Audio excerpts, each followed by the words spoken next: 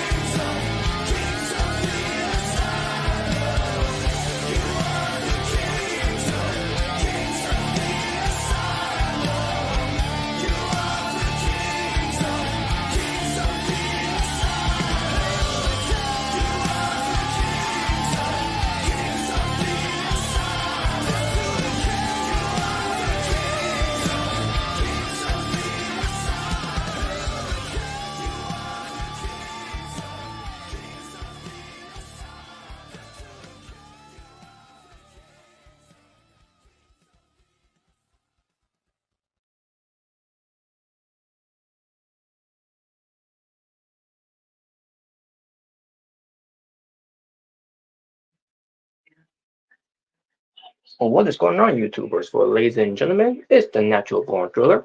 Welcome you all to Being the Asylum 182. Sorry for the pause there. But I'm a little occupied right now. But while I finish doing something here, let me introduce you to the panel so far. Is the True Jaybird and You'll Make a Bread. Take it away, boys. Hello. What's up? What's up? What's up? Well, yes, we did a late live reaction to Crown Jewel last night. Oh, y'all did? Yeah. Yeah, I think I fell asleep because I was with my best friend and we were at a Selma Park. So yeah, so I went to get some burgers and then came home and then just passed out. Well, Robert can tell you I was super fucking tired by the last match. I barely reacted to it because I was so damn tired. Oh, like, once again, it was like it wasn't because I was sleepy, because I remember how I reacted to it, but we'll get to it. Yeah. Well, I mean, I woke up a little bit, off who won the main event, obviously, but for the most part, I was pretty fucking tired, man. I was barely even reacting to it because I was just so damn tired. It was just, yeah. Well, I think you guys know when I get real tired. When I start getting tired, I just get real quiet on the stream. Like I barely even talk or anything like that. So, yeah, that was pretty much me towards the last match. I can't even lie. But yeah, I mean, we'll talk about it later. I mean, I'll say this: I did rewatch it just in case if I forgot anything about that match or anything really important. So I did rewatch that match, and yeah, can't wait to talk about it, especially that main event. Which, by the way, Jalen, get ready to have your tissues with you for that main. Oh my! Oh my! Oh man! Oh boy! My gut feeling actually was true. It was true. This my stream now. Take over your trap. Wait, what?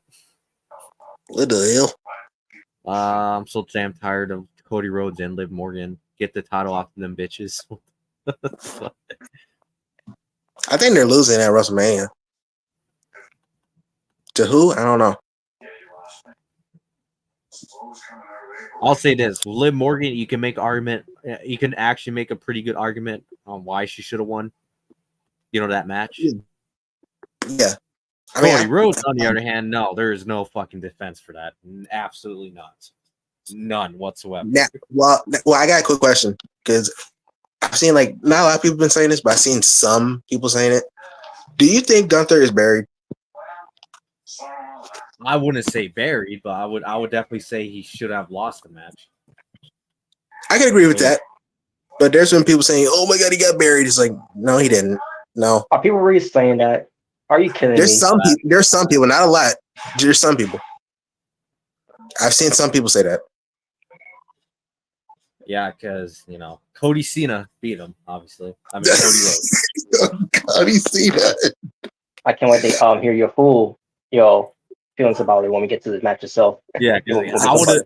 Because here's the thing, I would have done it, obviously yesterday, but obviously yesterday I was way too damn tired to be ranting, so I was like, all right, we'll save it for BTA. I'll just save it for BTA. He was like, but you look, I'm tired, Cody. Pretty much, I'm just like, I'm so damn tired. I don't even want to do a rant right now. I just want to go to bed. Yeah. But we'll get to that when we get to that. Cody needs to lose to KO. I agree at this point. I actually was thinking about that. I actually have been thinking about that because I've been thinking since Kevin Owens is a heel. I would have Kevin Owens versus Cody Rhodes at WrestleMania, and I would have Kevin Owens win.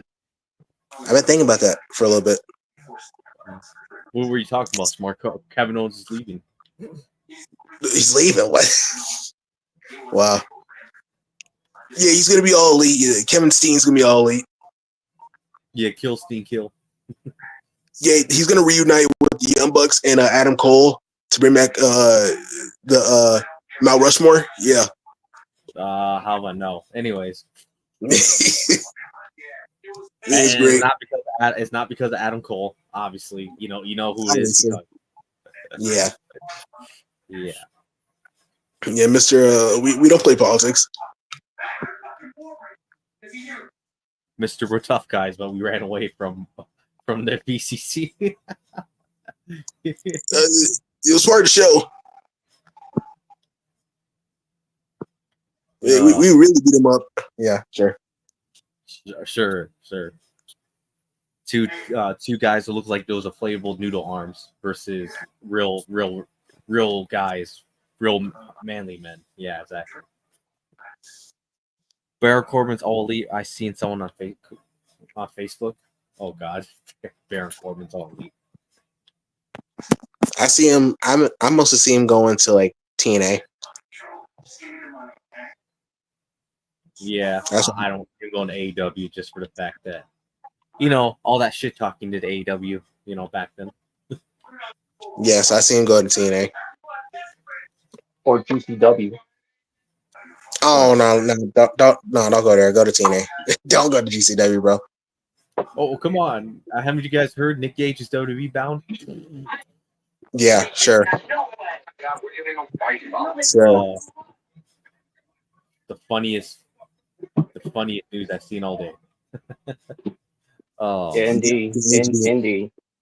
I'm like, for Nick, one, even if he wanted to go to WWE, he wouldn't last long. You wanna know why? Because under WWE, they won't allow him to do all the garbage shit and the muchos, garbage that he loves to do on GCW. This Yeah, is I'm the reason sorry. why. They ain't gonna no light tubes. They ain't gonna no pizza cutters. yep, nope. Yeah, they don't do that there. Yeah, so that's what I'm like. Okay, even if we throw, even if we throw him a bone and say, you know what, even if WWE does hire him, he ain't doing all that shit. Fuck no. No. Hell, I didn't even think WWE's ever done light tubes and pizza cutter spots. Nope. No. As far as I know, they never done anything like that. No, they never done that. Even parkour matches back in the day, they never done that. Yeah. Yeah. Wanna why? Because that shit don't work on TV. No, it No. doesn't.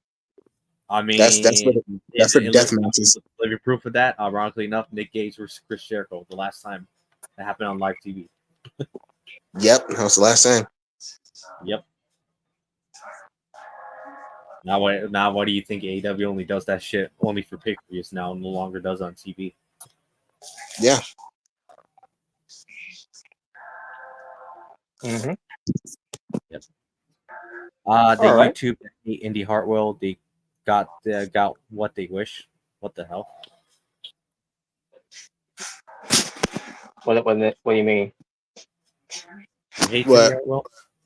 They're talking about YouTuber hates Indy Hartwell. I don't know who that'd be. Okay. Oh, you care? Wow. Wow. By the way, I don't know Sure. if this is the topic, but I want to say congratulations to Mandy Rose. What about her? She got married. Oh, she did? Yeah, she got married. I think it was today or yesterday. I must not know. Okay. All right. Congratulations to her. Yeah. Her and Sabatelli. Let's just hope Yeah. he doesn't spy anymore about what AW's doing. Yep. Yo, Roxanne Perez was there. He ain't a secret WWE spy. Oh boy. Oh my Yeah, god, that was a crazy story, man. Yeah, I remember hearing that. Dude, that's still insane that he was literally a WWE spy and while he was an AEW. That is insane, man. And it didn't matter because and even they still ended up firing him too, in WWE. Yeah. I think it's great. Well, I'm pretty sure he got paid for it too. I don't know how much he got paid, for spying on them, but wow, that was a crazy story though. But yeah, I saw that Roxanne Perez and Indy Hartwell was at the wedding. Oh, cool. Same for Jade. I don't know if she was there. I didn't see her. I mainly saw like Roxanne Perez and I was saying that I saw photos of her at the wedding. Oh, okay. She was there? Okay. Yep. Her and Roxanne, yeah, they definitely look great in those dresses. Hell yeah. All right. So we will get to WWE Crown Jewel, folks. That took place on a Saturday. Yes. Now, obviously, we didn't watch it live, but I did a late live reaction pretty much. Yeah, that's basically what we did on Omega Risk channel. They were at Riyadh, in Saudi Arabia, and your Yamaga Cole and Corey Graves are actual commentators, and you had your Saudi Arabia commentator as well. You had Mike Rome doing his own ring announcing. Apparently, Big E and Sheamus was Jackie Redmond on the pre-show panel. And yeah, they were. Who was on the pre-show panel? It was Big E and Sheamus with Jackie Redmond. Oh, Sheamus was on the pre-show panel? Yeah. Wow. Yeah, he was. And I mentioned you got that piece of shit Peter Rosenberg, who's a pre-show correspondent or wherever he's supposed to be, or whatever. Fuck him. Yeah, fuck him and fuck Sam Roberts too. Surprisingly, Sam Roberts was on there, so but saying that, yeah. Either way, fuck him too. Yes, fuck him too. Now he's awesome. Now we were gonna get to this one match that was of what I heard it was supposed to be on Crown Jewel. Unfortunately, it never happened. But apparently, it was to be a match And between. Hmm? I don't think you're talking about Kevin Owens and Randy Orton, right? No, not that. Okay. We ended up getting close to the match, but that's not the match. There was an original plan for what match was going to happen on the show that was going to involve Raquel Rodriguez and Rhea Ripley. Now, obviously Oh, that didn't happen Oh because yeah, I Rhea forgot about Ripley. that. Yeah. Yeah. So obviously, Rhea Ripley suffered a legitimate injury that from her elbow bone that prevent her to compete. So, and apparently, what I heard about the injury, it happened on Raw. Where there was some type of head, head some headbutt spot or double headbutt spot that happened. Is where it happened. mhm. Oh damn. I gotta look back at I gotta look back at it, but I know it had to be involved. With Liv and Raquel, somewhere on there. But that's basically where the injury sustained, and that's why unfortunately we're going to be seeing Ripley back in action for the rest of 2025. I mean 2024. Well, I meant to say when it comes to 2025, I believe she will be back like for one more time. Yeah.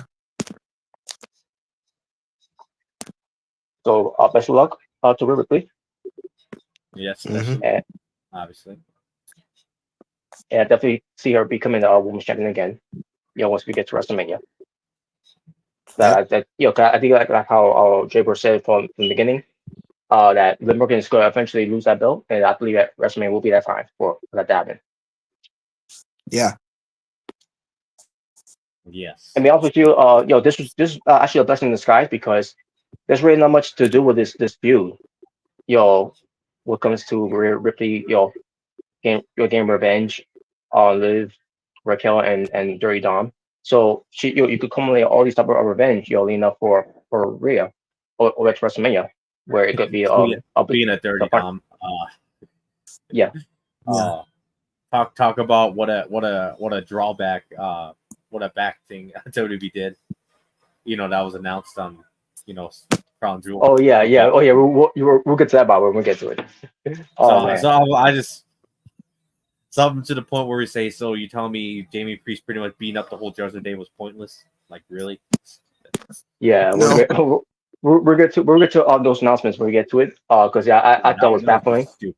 That was just stupid. I'm like, wait, hold on, It what? was. Doesn't doesn't change back. It's still stupid what they did. What Yeah, what they did. because when I heard that, I was like, wait, hold on, wait a minute, what? Didn't Dominic just win like what? What? What? Oh my god. Huh? No. I'm dead serious. You remember on Raw Yeah. when Dominic beat Damian Priest and they said, oh, he would get a featured title opportunity? You Well, remember that? remember what Adam Pearce You got said. screw job. He said he'll consider it. In other words, he'll think about it. Yeah, I'll think about Yeah. it. And He then pulled up. all of a sudden on Crown Jewel, they announced Dominic to be in the No One Contenders Fatal 4-Way match. I'm like, what? Oh my god! I You will know get to that what? part You know what? too. I just thought of something. Could you imagine if like let's say on Raw, like obviously we're gonna have the match, and like you could have like Dominic's like, this is not fair.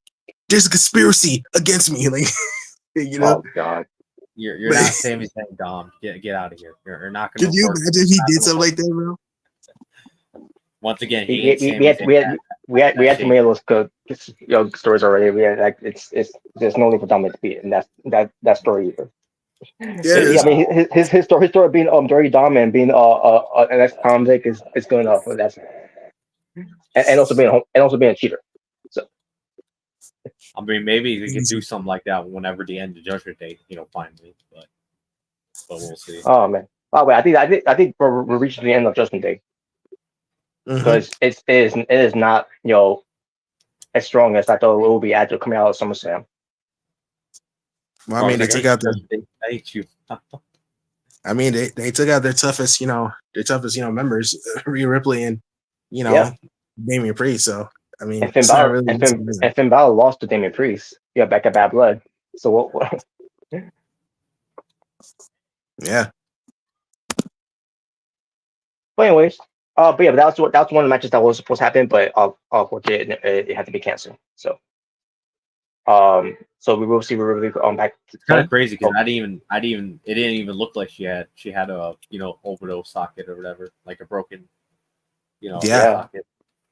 What Yeah, I would yeah. do, I would probably like have her like, I would have her like part of the elimination chamber, and then she wins it, and then she gets an opportunity against Liv Morgan. Yeah, because obviously, I don't want her to win the Rumble. I want someone else. I got someone else in mind to win the Rumble. We'll cross that bridge when we get to it. But yeah, I do see Ripley winning in this chamber to get that shot. I'm happy for Io Sky and Raw. I'm happy for Io Sky on Raw. Oh, okay.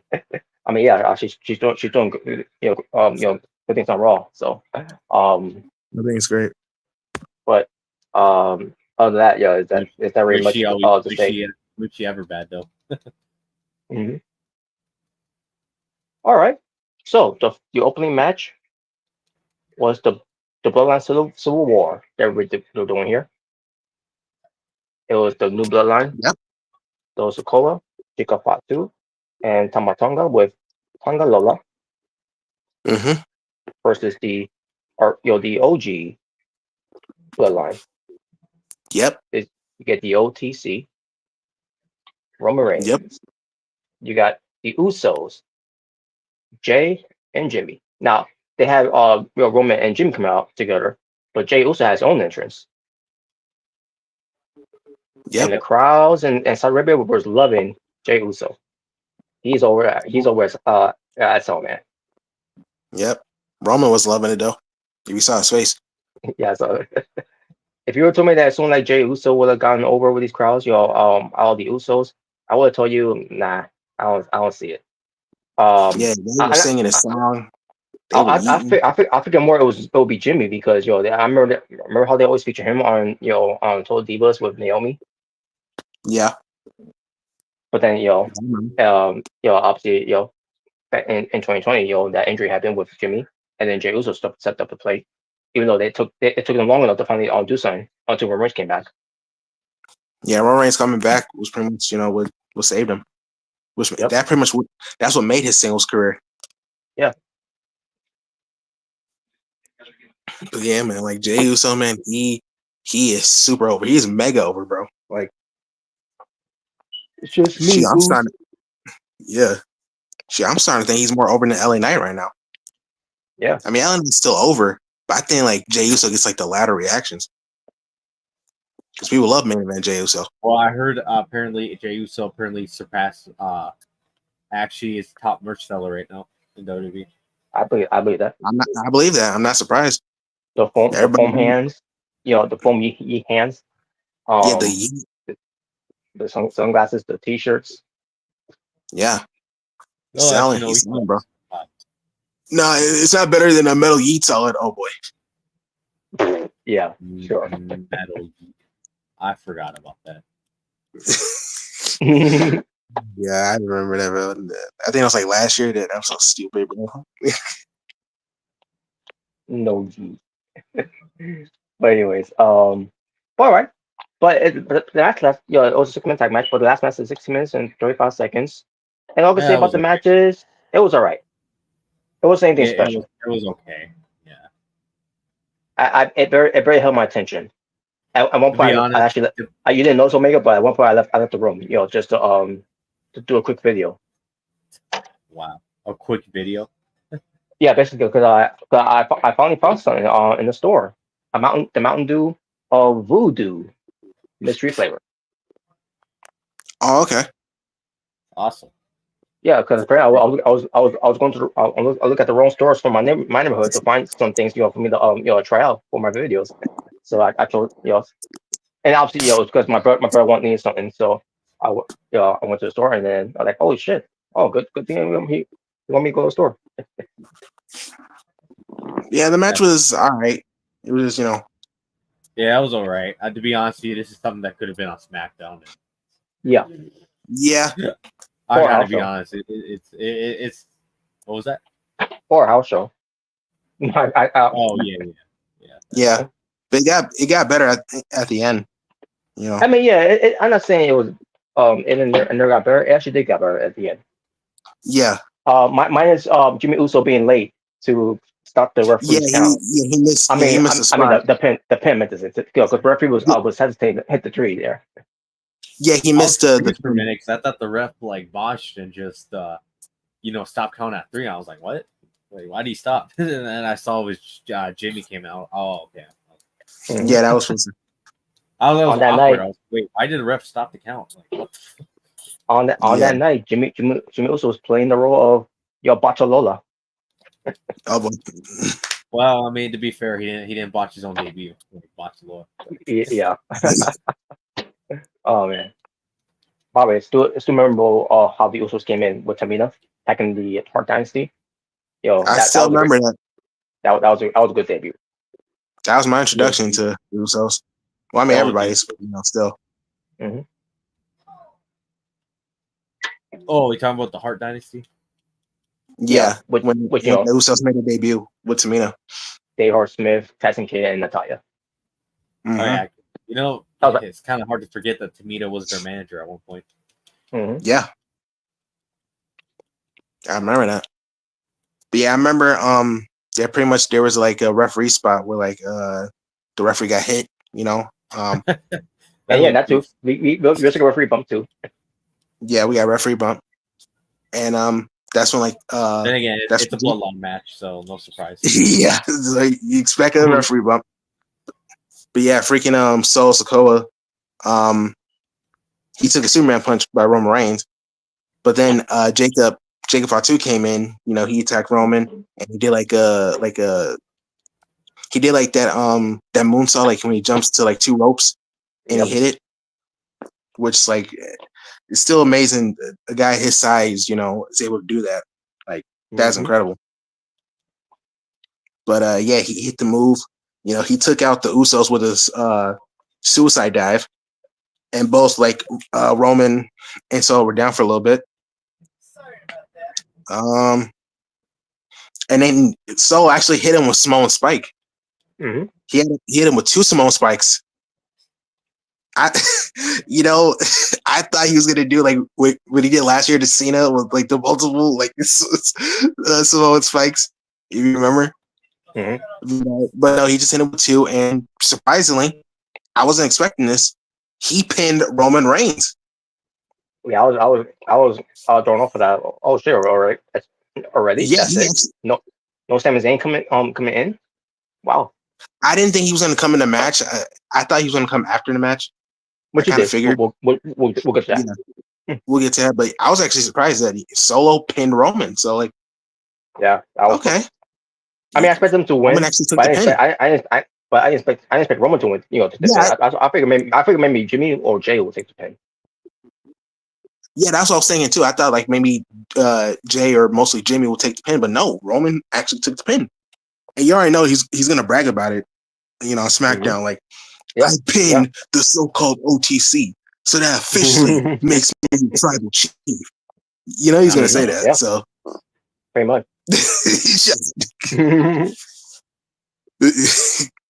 But yeah, obviously Solo got the pin. The New Blonde won the match, but then they weren't done. They were attacking. Nope. They were attacking Roman Reigns, and then they were attacking Jay.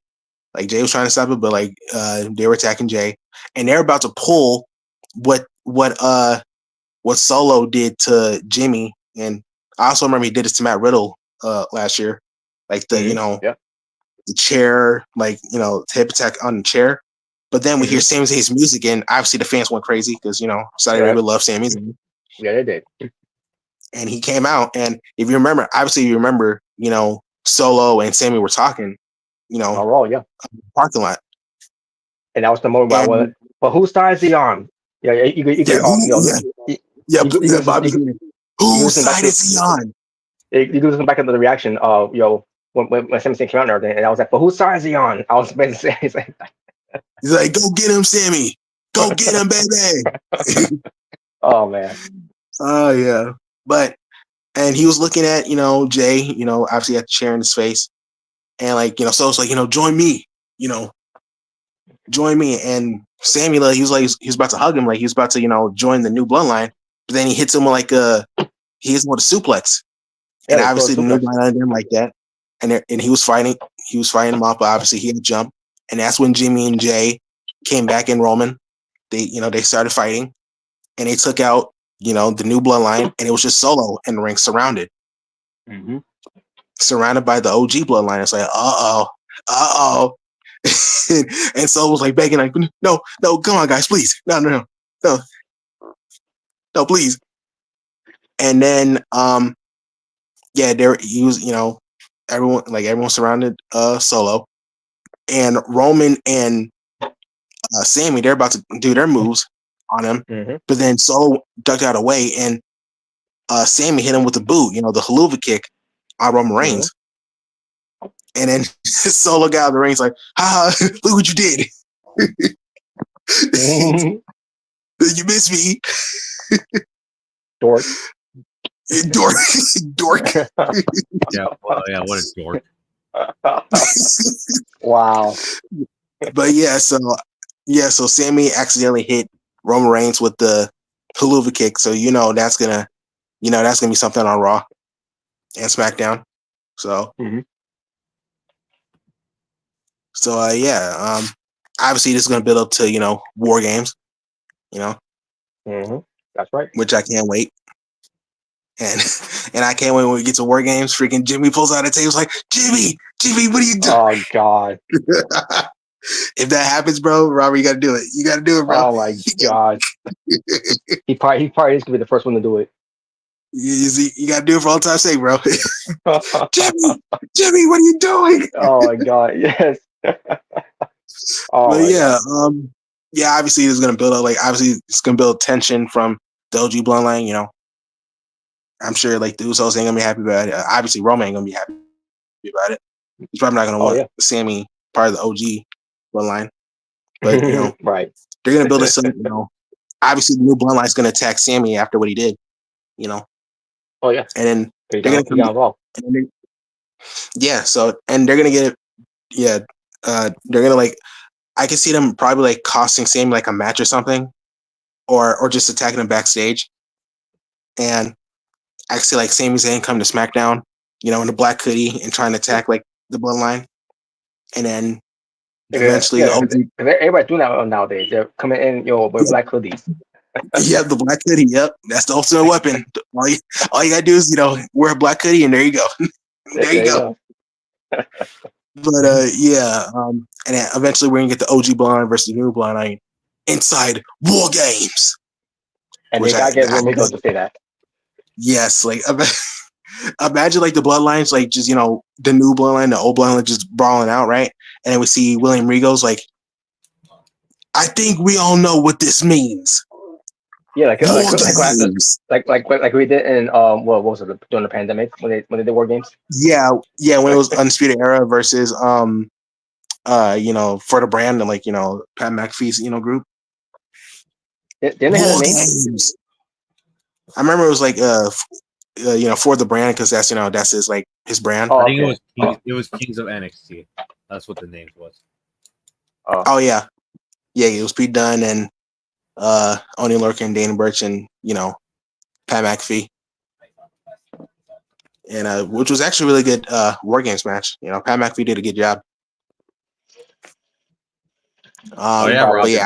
Robert, you should watch that match for the next episode. That's gonna be the one of these we're gonna be watching. Yeah, and by the way, it was War Games 2020. By the way, that was the yes. That show.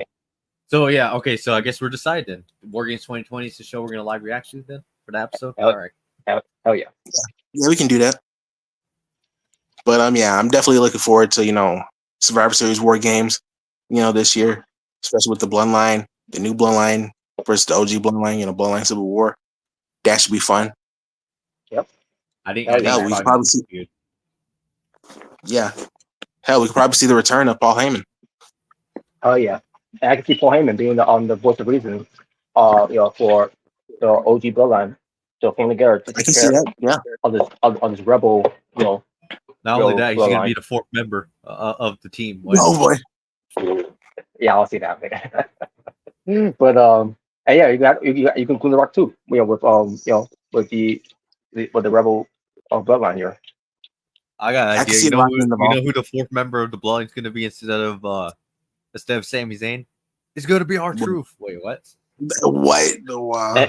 And by the way, this kind of goes to monkey wrench too, because when it comes to war games, obviously we got the men locked in with the Bloodline Civil War games, but the women, Yeah.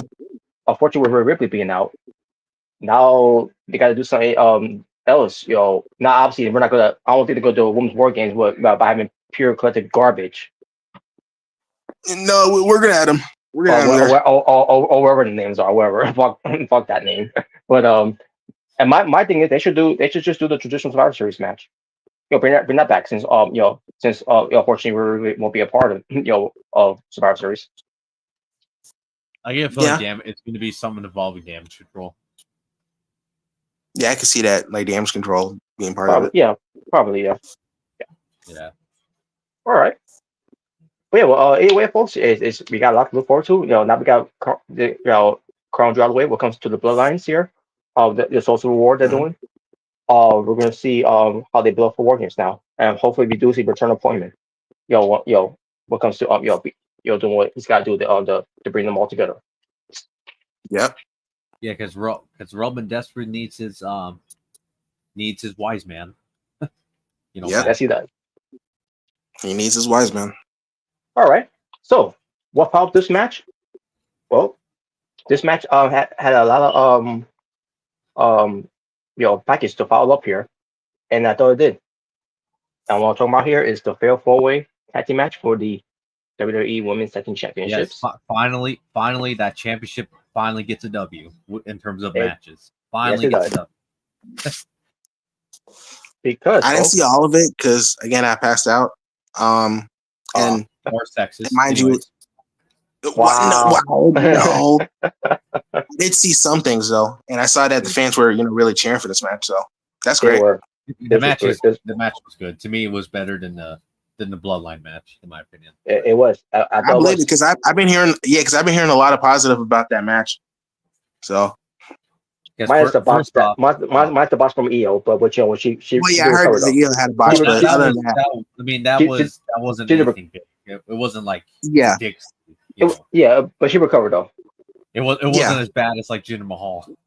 Yeah, yeah, no, but the participants for the tag team champions, Bianca Belair and Jade Cargill. Love Queen. the bodysuit, by the way. I love the outfits, by the way. Queens. The queens. Well, they're all Um, queens. Respect. Anyways, Yes. Yeah, Down Control that features the Sky Pirates, Kairi Sane and Io Sky. love their outfits too. beautiful. Mhm. Yeah, Metaphor. super I thought their outfits stand out a lot more. Oh yeah, I saw their outfits. I saw them on the show. Especially on Jakar Jackson. Oh Jakar yeah, Jackson man. and Lash Legend. Yep. Yes. And we got a new introduction of Chelsea Green's new theme. I mean same old theme, but a new introduction, I should say. Yeah, since I think it's her voice. I think it's her voice. That's saying it. yeah, But yeah, Chelsea Green and Piper Niven, and by the way, Chelsea Green's outfit will also stand out too. I thought her outfit was great. mm-hmm. Oh yes. But this match has 4 minutes, and yeah, a lot of cool, great spots in this match. And also minus Jade Cargill, but the pump kick that barely hit Last Legend. Yeah. She pulled a Sheamus and Mark Henry, if you remember. Oh god. You remember that? I love the interaction there. I love the interaction between Jay and Lash there. And finally, That's my I want to see. And some people say, Last Legend, because she's is a lot more better in ring more wise than Jay Cargill. Mm-hmm. She's definitely gotten better, Last Legend. Yeah, and yes, she has indeed. This is what happens when Lash Legend fights a less famous version of herself. Wow. Wow. Wow. Oh my god.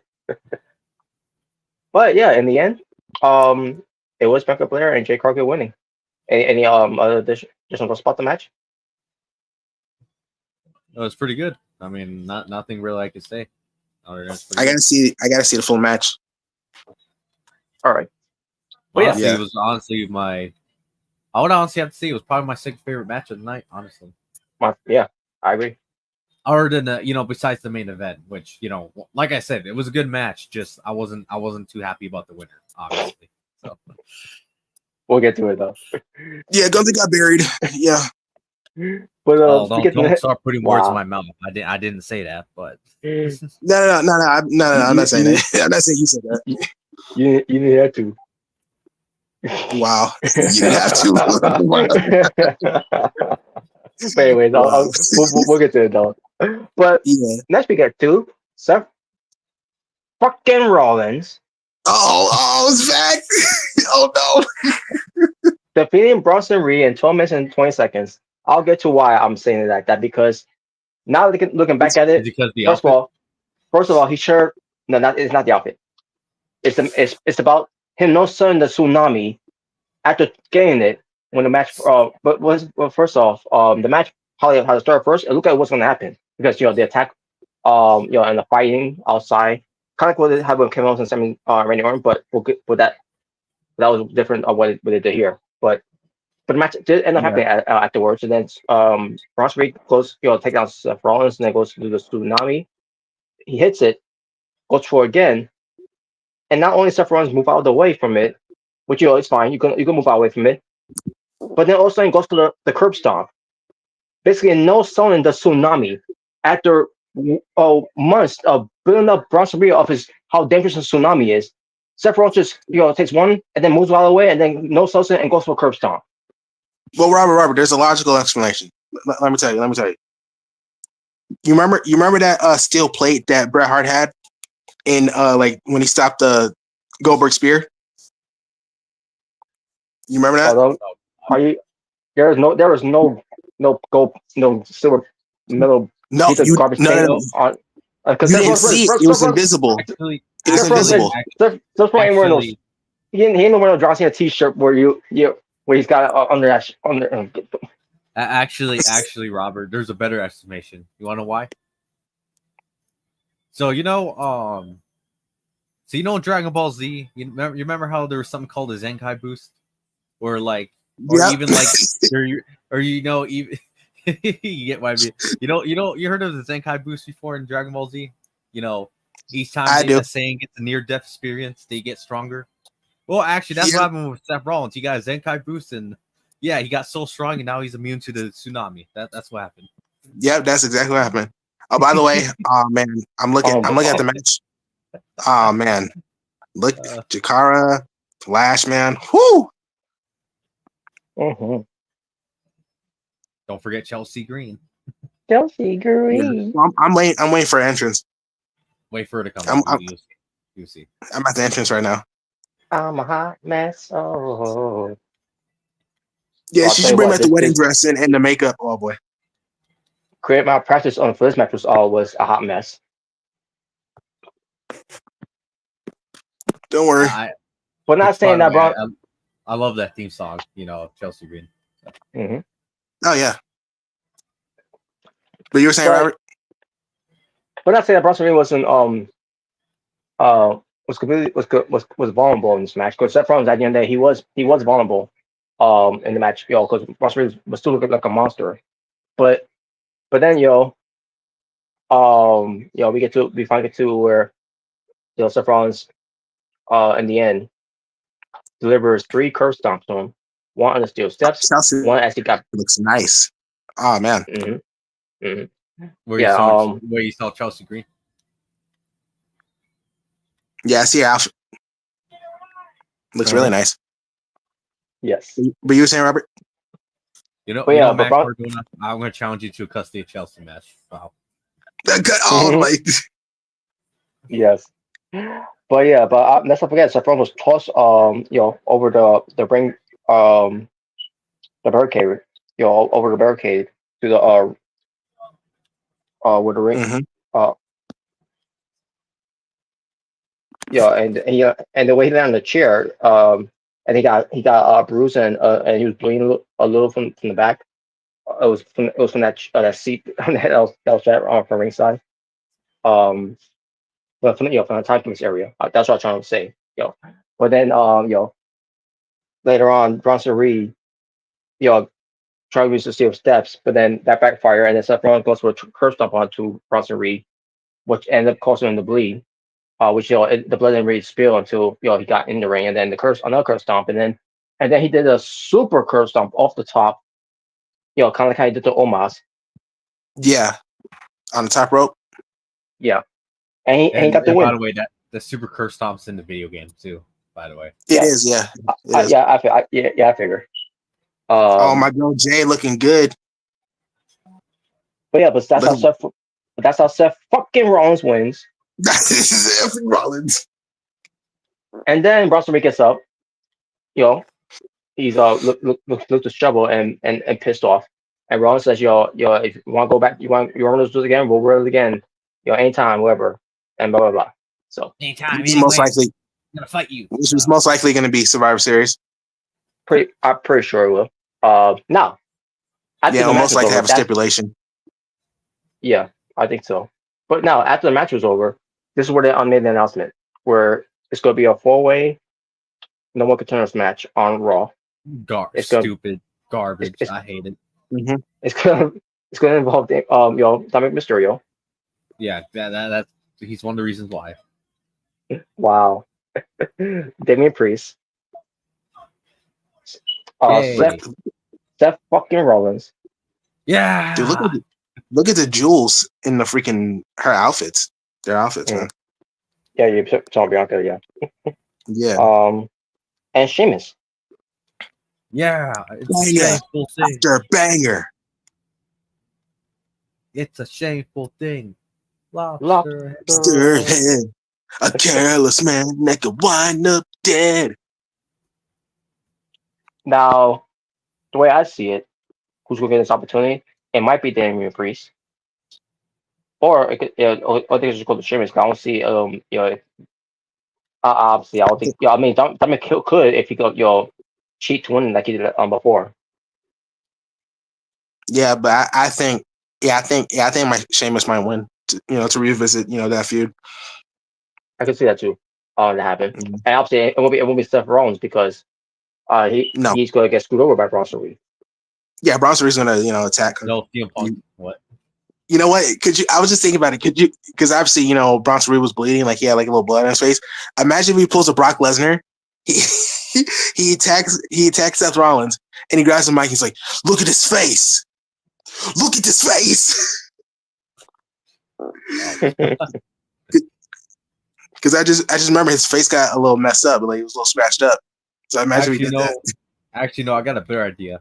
So all four of them are going to be in the ring, but then before the match starts, Adam Pearce is going to come out and say, "Oh yeah, this is a fatal 5-way now, and this is the final man, and it's Goldberg." Oh no! We'll talk about Goldberg. By the way, we'll get to Goldberg later. By the way, yeah. By the way, fuck Goldberg. Oh damn! But his thing. I mean, let's be honest. Who the hell wants to see him do another fucking match in 2025? Exactly. Well, it's just one more match. So. Yeah, it's just one match though. It's gonna be against John Cena. Oh, that's gonna be worse. I don't think it's gonna be Cena. I don't think. I'd rather not see that. I don't see that. I want to see 50-year-old men going at it. Yep, totally. But I was gonna say, John Cena is 40, so shut up. Wow. Is he like 45? Yeah, I think it's like his late 40s.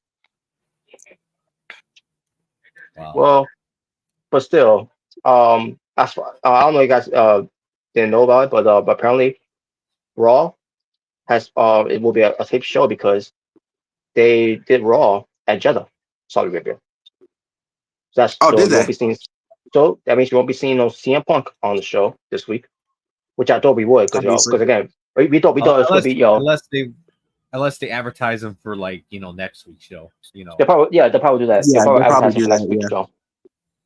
So there you go. And I remember what match they said they announced. Saudi either. No, I don't think he did. What happened? Drew McIntyre. What I was about saying him? I don't think he's appeared since Bad Blood either. No, No, he hasn't. No. I heard he hasn't been around since he's dealing with personal like family issues, like personal losses. So Oh wow. yeah, condolences to him. Mhm. Yeah. Yeah, and I think when he does come back, obviously that feud's done and over with. So obviously It is. Oh yeah, they're not gonna revisit that feud. All right. What's this here? Okay, never mind. All right, so next match for the humongous WWE Women's Crown Jewel Championship. Hmm. Holy shit! Who kissed Vince's ass? Nobody. Anyways. What? Done, This ain't WWE no more. done. But Oh, we got an NXT champ for metaphor.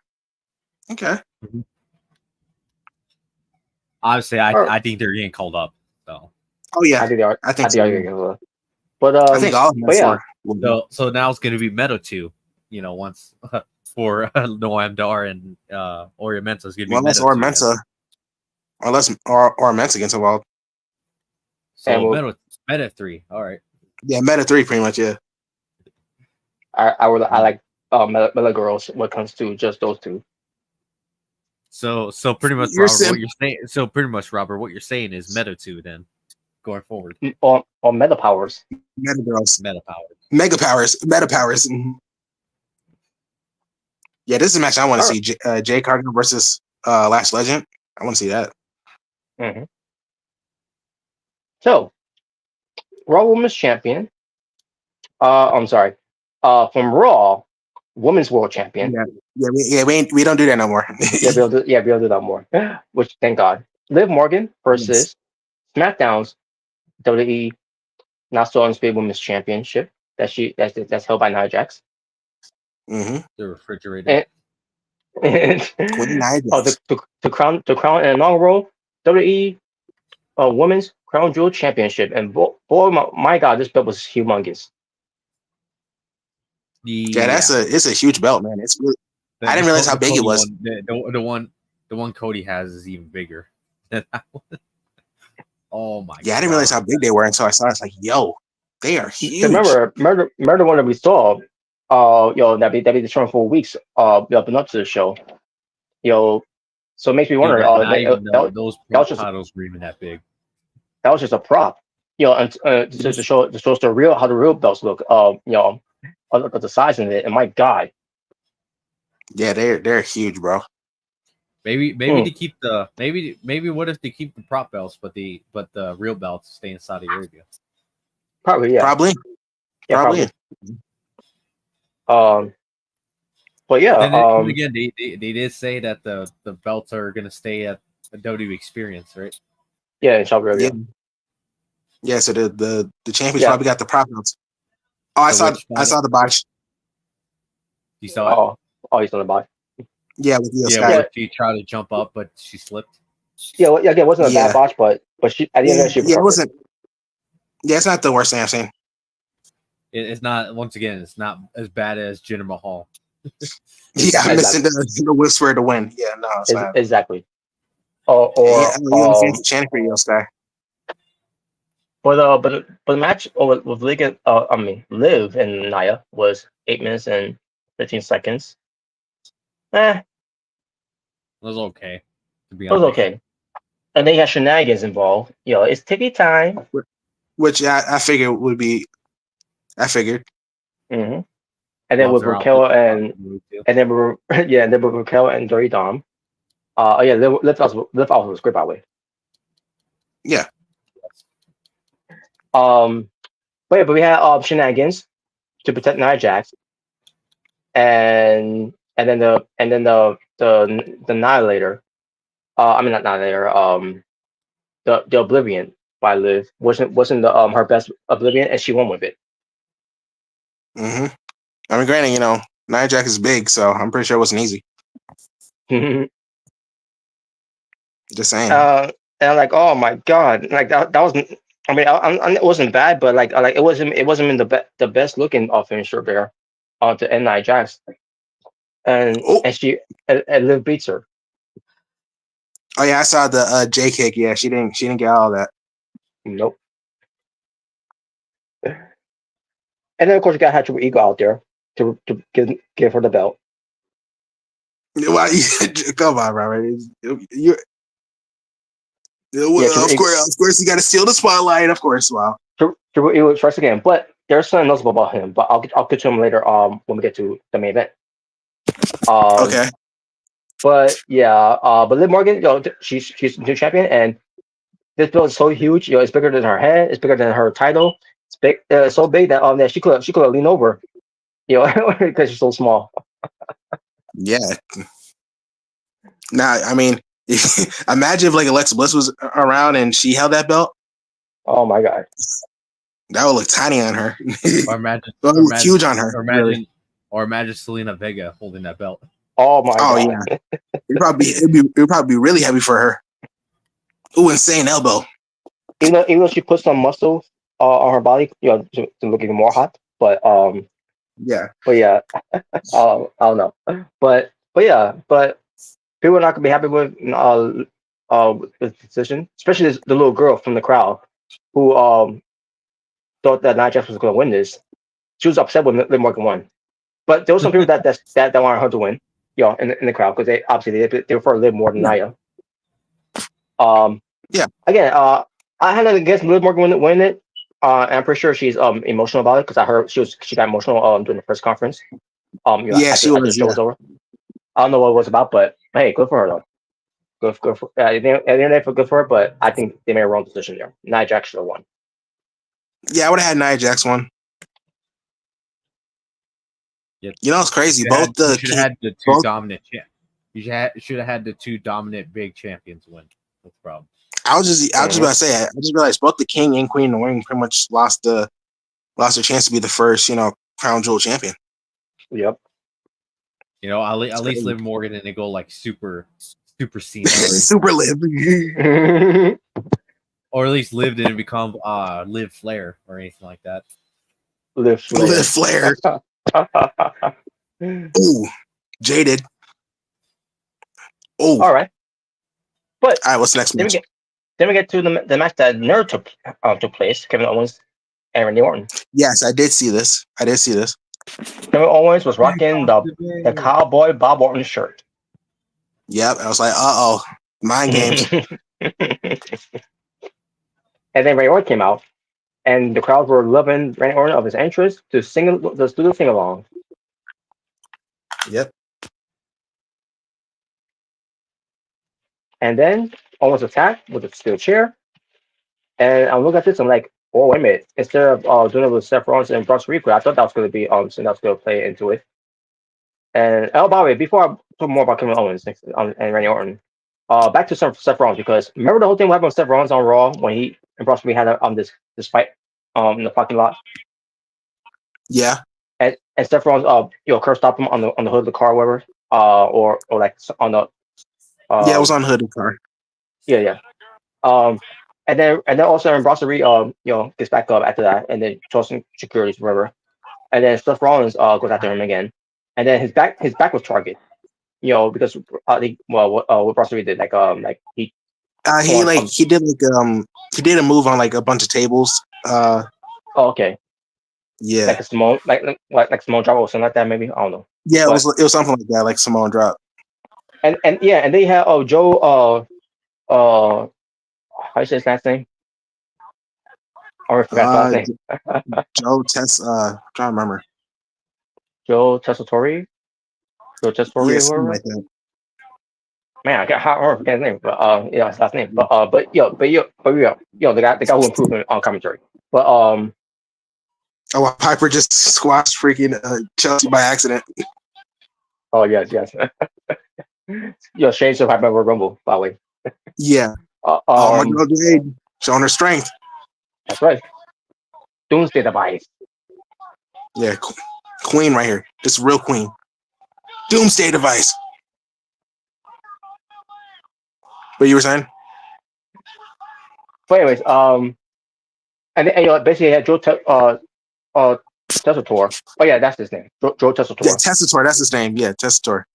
You basically have it on commentary saying, Seth Rollins' back, is not in good shape. He's being sent to the medical, to the medical center, and basically telling us that match might not happen, and if it does happen, with Seth Rollins showing up at the show, it probably still won't happen because Seth Rollins go after Braun Strowman, which he did, and then they'll have a fight, which is going to end up to where it's not going to happen, but it ended up happening. And to be honest with you, I rather had it not happen than the outcome we got with Seth Rollins beating Bronson Reed. Seth effing Rollins. Yeah. But in this case too, it could work out here too with this whole thing because remember the whole thing with Triple H, Triple Ego show on TV, I'm protecting you. Yeah, protecting you from Kevin Owens. You don't want this. I saw a different side of Kevin Owens. Like he's new coming up Brock Lesnar. Give me a break. Well, I mean, I get. I mean, obviously he's trying to sell that, Kevin Owens, like after, supposedly Cody and Randy turn on him, he's becoming a different person. He's become more savage. And obviously, he also mentioned that, Randy already came back from, 18 months from back injury. He doesn't want that's happening again. That too, yeah. Yeah. But yeah, but this, basically they're fighting all over the place. And then it ended with Kevin Owens doing a diving elbow off of the some off the rails there to the table, and that's how the brawl ends. Also, in the process of it, we had Daivari getting taken out by Randy Orton. We had Jimmy Noble getting taken out by Kevin Owens. And at one point, the German matches came out, and this was the best part that Omega loved. He wrapped it greatly. Yep. Adam Pearce getting RKO. Yep. Think about that. Wow. Yeah. Oh, Michelle, I just want to say that too. Think about that. Oh my god. But yeah, man. But this was good though. This was actually good, And obviously, I don't know what mean if they're running off Randy Orton for now. Because what Kevin was still here. Yeah, we'll probably not see Randy and SmackDown. Probably. Yep. We'll find out more once SmackDown comes up. But yeah, that's how to cut one match, and now it was just only 6 matches that took place on the show. So. Yep, and I can see this obviously, going to Survivor Series, maybe have a stipulation, maybe last man standing match, something like that. All right. Then we get to for the WWE United States Championship in a triple threat match, 9 minutes and 10 seconds. Mm-hmm. It was L.A. Knight. Yeah.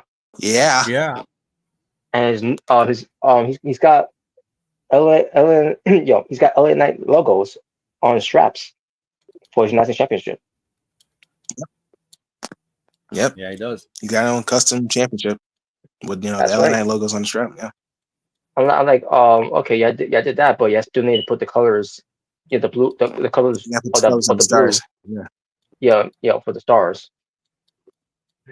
So don't worry, we're gonna have Mr. America win it. We're gonna have Mr. America win it, and then he'll add the blues to the stars as well. Yeah, sure. Let's not get buried by Mr. America. We'll have Chad Gable do it when he wins the title. Wow. Honestly, I wouldn't mind that. I mean, his whole thing is he's American man. I wouldn't mind, but the problem with that is he's on Raw. Trade. I mean, it will be something. They actually follow all their rules, which they barely do. Yeah, I made a trade, and here's your opponent, and we get American made, and Chad Gable faces LA Knight.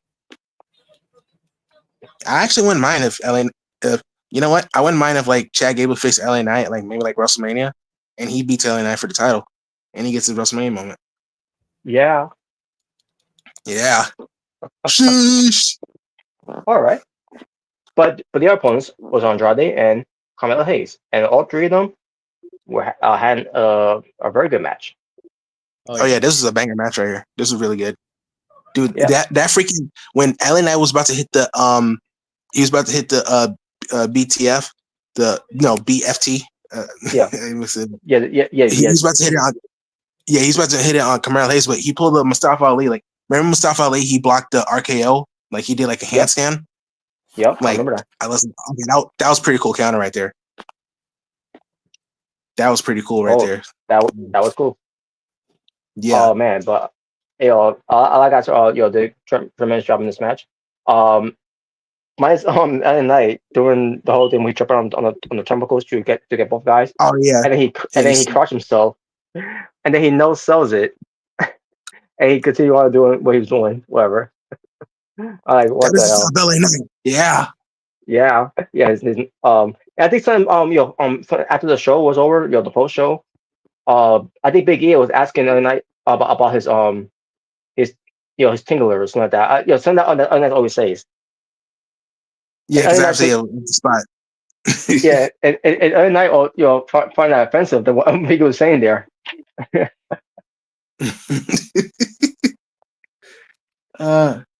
I mean, it's midday Big E, so maybe he still feels that way.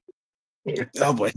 But anyways, but in the end, it was LA Knight winning. He beat Carmelo Hayes. Yeah, he pinned Carmelo Hayes. He did like a double. He did like a double BFT. On, I think he did. Yeah. Yeah, on both Andrade and Carmelo, which looked pretty cool. Mm-hmm. And yeah, he pinned Carmelo Hayes, and he is still your United States champion. And that's not an insult. It's just a fact of life. Yeah. Yeah. I'm liking it. Truly is an insult. Watching a John Cena match, and that's a fact of life. Oh my God, we were doing so well. We were doing so well. Jesus. Whatever. Anyway, Robert, get that out of here, bro. Stop. No, sorry, wrong picture. Yeah, sure. Actually, this is actually a better picture. What comes to 2.0 or 2.0, I should say. I thought you had seen one again. I was going to say. But anyways, I thought you had seen one because I really did that. Robert. Don't worry, Robert. You can do one now with Cody Rhodes' logo on there. No, don't do that. No, don't do that. No. I got something that similar to Cody Rhodes based on this match, but I'll get to it. But here we go, main event. Have him dress up Cena. Or Triple H. That would be something. That would be something. But no. But for the inaugural WWE Crown Jewel Championship, Cody Rhodes representing SmackDown as the now so WWE Undisputed Champion. That piece of crap belt. Yes. Yeah, the shitty mustard fucking piece of garbage belt. Yes. I hate you, Undisputed title. I hate you. You never compares to the Ruthless Aggression era Undisputed belt. Versus Gunther representing Raw of him being the World Heavyweight Champion. 23 minutes. Way much better belt. Oh yeah, beautiful belt. But yes, this was the main event. I saw most of it. I didn't see what happened in the opening. I saw I think I saw pretty much half of it because again I was out. But yeah, for what I saw, I enjoyed the match. I thought the match was good. The match. The match was good. Yeah. I mean, we all knew the match was classic. Mm-hmm. Yeah. It was good. It was basically an instant classic, and I enjoyed that type of match. Seeing those two, because they're very old school, and they deliver. But and then we get to the finish, but we'll get to that. But I'll give you my reaction of it. But Omega's gonna have his place of it. When he's gonna say. So overall match itself was great.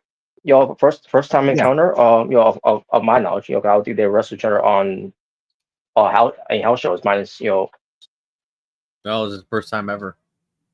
Yeah, this first ever singles match together. All right. And obviously, they talked about their encounters in Royal Rumble since Cody has pretty much eliminated him. like twice. which obviously we don't count that because you don't lose Rumble matches. You just get eliminated. You just get eliminated. But according to Michael Cole, you when you throw someone out, that considered a win. Yeah, like with Kurt Hawkins during his defeat streaks going on. Oh God. Oh, So stupid. And I know that wasn't him saying that. It's been it's probably was Vince told him to say shit like that because just to just so our intelligence. What intelligent? Wow. Wow. But anyways, but that's my thoughts of it. Mm-hmm. So there you go. Yeah, really good match here, man. Really good match. So I guess we start talk about the finish. Now I remember like I think like Gunther went for like the sleeper hold, right? He went for the sleeper hold, and then like Cody countered it. Like he did he pretty much pulled like a Bret Hart and Roddy Piper, like how he countered it. Bullshit. Yeah, how like he countered it and he got the pin. The 1, 2, 3. That's kind of what it reminded me of. Because like I think Gunther had like still had the chokehold on him, or at least he got out of it and he pinned him, like surprise pinned him, and that's how he got the win. So yeah, that's how Cody Rhodes won the match. And Gunther was obviously frustrated. He was pissed off. No, I was like, what the hell, man? I'm sure that was your reaction too. Now when I saw that spot happen, I like that was a cool spot to have that was a nice counter because I wasn't expecting that and everything. The whole because it wasn't he go for like a Cody cutter and then he hit the and then he countered into a sleeper hold and then that's when Cody like he pretty much like I said he pulled the Bret Hart and he like pinned him for the 1, 2, 3 like how Bret Hart countered like the chokehold that Roddy Piper and Stone Cold did to him. Yeah, that's kind of reminding me. And yeah, that's how Cody got the win. And then the finish happened. And before I let Omega go with this. Yeah, I know. But when that happened, not only I was shocked that I saw the finish there, but I knew Omega was not gonna like the outcome of that. So you can probably hear me during the live reaction of it. I was chuckling, trying to hold back the laughter. Trying to hold back the laughter. Omega's gonna explode. Kind of like this right now. Yep. Oh, but at the same time, I figured he wasn't gonna rant because it's it was late. Everyone was watching. He was tired. Oh my god! But how I summed this match. Oh, what happened? Oh, this. I'm sorry, I gotta do this, but this is how I saw it. This is how I saw it went down. Oh yeah, exactly. Wow, he got the trouble. Yeah, because Cody Cena has struck again. Wow. All right, well, go ahead. Now doing his own version of the 6 moves of doom, apparently. The six moves. It's always the Cody cutter, then the 3 crossroads, the fucking 4 moves of doom right there. Actually, matter of fact, yeah, it is actually 5 because when you add the super Cody cutter. Yeah. Oh my god. Cody fucking Cena wants a fucking again. Struck again. Oh my! I told you, man. He was getting a little too cute now doing this John Cena stick. And look at what happened now. Look what happened. Look at you now. You know what, Dark Horse? You know what, Dark Horse? You were right, man. You were right. Oh Cody no! Never finished his story. You're right. Oh no! It's like what they were doing is they were slowly transitioning Cody Rhodes into the new John Cena, and look at it now. It is true, man. It is 100% true.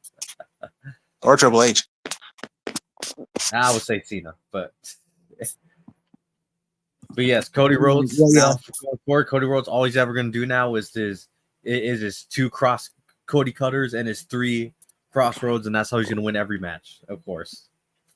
Fucking Could you serious, imagine? man. And what the Could hell you- does Cody need to win this match for? Tell me why. Tell me one For his reason why daughter. does he need to win this? Why For does his he need to daughter. win this? For his daughter. Yeah, his typical sob stories. He always does every feud now. I gotta win. I guess, you know what? I guess The Rock was right. What did you do? You cry on national television? I mean, isn't I gotta do it for my daughter. I mean, isn't it tiring though? He like every feud now. He always has to.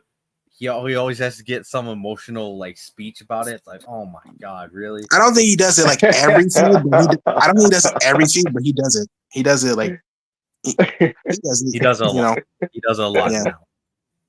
Way too much. I'm glad. Way too much. I am kind of glad he doesn't mention Dusty Rhodes anymore, because I'll admit I was kind of getting tired of that. Well, yeah, because he finished the story. That's why. Well, he finished the story, so yeah, there's no need to mention Dusty Rhodes. So I'm glad they stopped having to do that. But yeah, when I saw that, I was like, here we go. Yeah. Why does he need a win though? Like seriously. Oh. Like, what does he benefit from winning? Yeah, I get what you mean. I would have preferred Gunther to win as well. I would prefer him to win too. Cody didn't win. Like why? Yeah, Cody didn't need this. Nah, he didn't need it. But yeah. Yeah, Cody Cena struck again. That's like always. Oh yeah.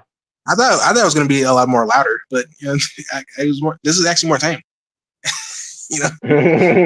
Well, it is late too, so I don't want to. Well, yeah, that's true. Yeah, I'll admit I'm a little worn out because three live streams in 3 days, day straight. Yeah. Well, yeah. So. Yeah. All right. We got one more thing to talk about. Goldberg, because we didn't talk about that yet. Wait, before we do. So he was Cody Rhodes received that huge belt that was way bigger than the woman's fucking waist. Yeah, it's freaking huge, bro. Oh my god! And of course Triple H, Triple Eagle appear again with the Saudi governments. Don't worry. He also gave him a golden shovel too. Yeah, he's like, you did well, kid. You earned the golden shovel. And the more came out too as well. And they all basically congratulating both of them. And Cody Rhodes was wearing the belt, the belt around his waist more so than that piece of crap belt that he's got, the not so undisputed championship. I mean, it's a much nicer belt. Yeah, it is. I agree. So I don't blame Cody. But what I was gonna say about Triple H here, because I mentioned this earlier, seeing his facial, and everything, you can tell that he's not thrilled of being at that country. He's not. Yeah. He's not thrilled doing business with them, but he has to. Just to plead with them. He has to. He has no choice because Vince signed the contract. Yeah. So he pretty much has to do it. Yeah. What was it, like a 10-year contract? I think it was. Yeah, a 10-year contract. Yeah. I think it was a 10-year extension. Yeah. So he pretty much has to do it. It's in the contract. So. Mm-hmm. But yeah, so you can tell he just pretty much wanted to get it over with. Maybe he even thought it was stupid at the fact that. So wait, so what's the point of them winning this if they're not even gonna keep it? Yeah, exactly. Which is why he made he made a Super Bowl like ring, basically the Crown Jewel ring. Yeah, I saw how the ring looked. And yeah, I didn't see how it looks completely. I saw pictures of it and everything, but then you'll see when it comes to the ring itself. Also that Cody Rhodes and Liv Morgan were in the ring, and okay, I see it, but I need to see a better, clear look of how this ring looks. But either way, what it reminds me of too? When Cody Rhodes wearing that ring, it reminds me of Cody Rhodes wearing the Ring of Honor ring when he was Ring of Honor World Champion. Oh wow. That's a callback there. Oh no, they copied. No, they stole MJF's diamond ring and That's what happened. Wow. Yes, all that too. Yes, like 6 shot AEW for that, whatever. Yeah. Mm. Yeah, it was a shot at AEW. Wow. All right.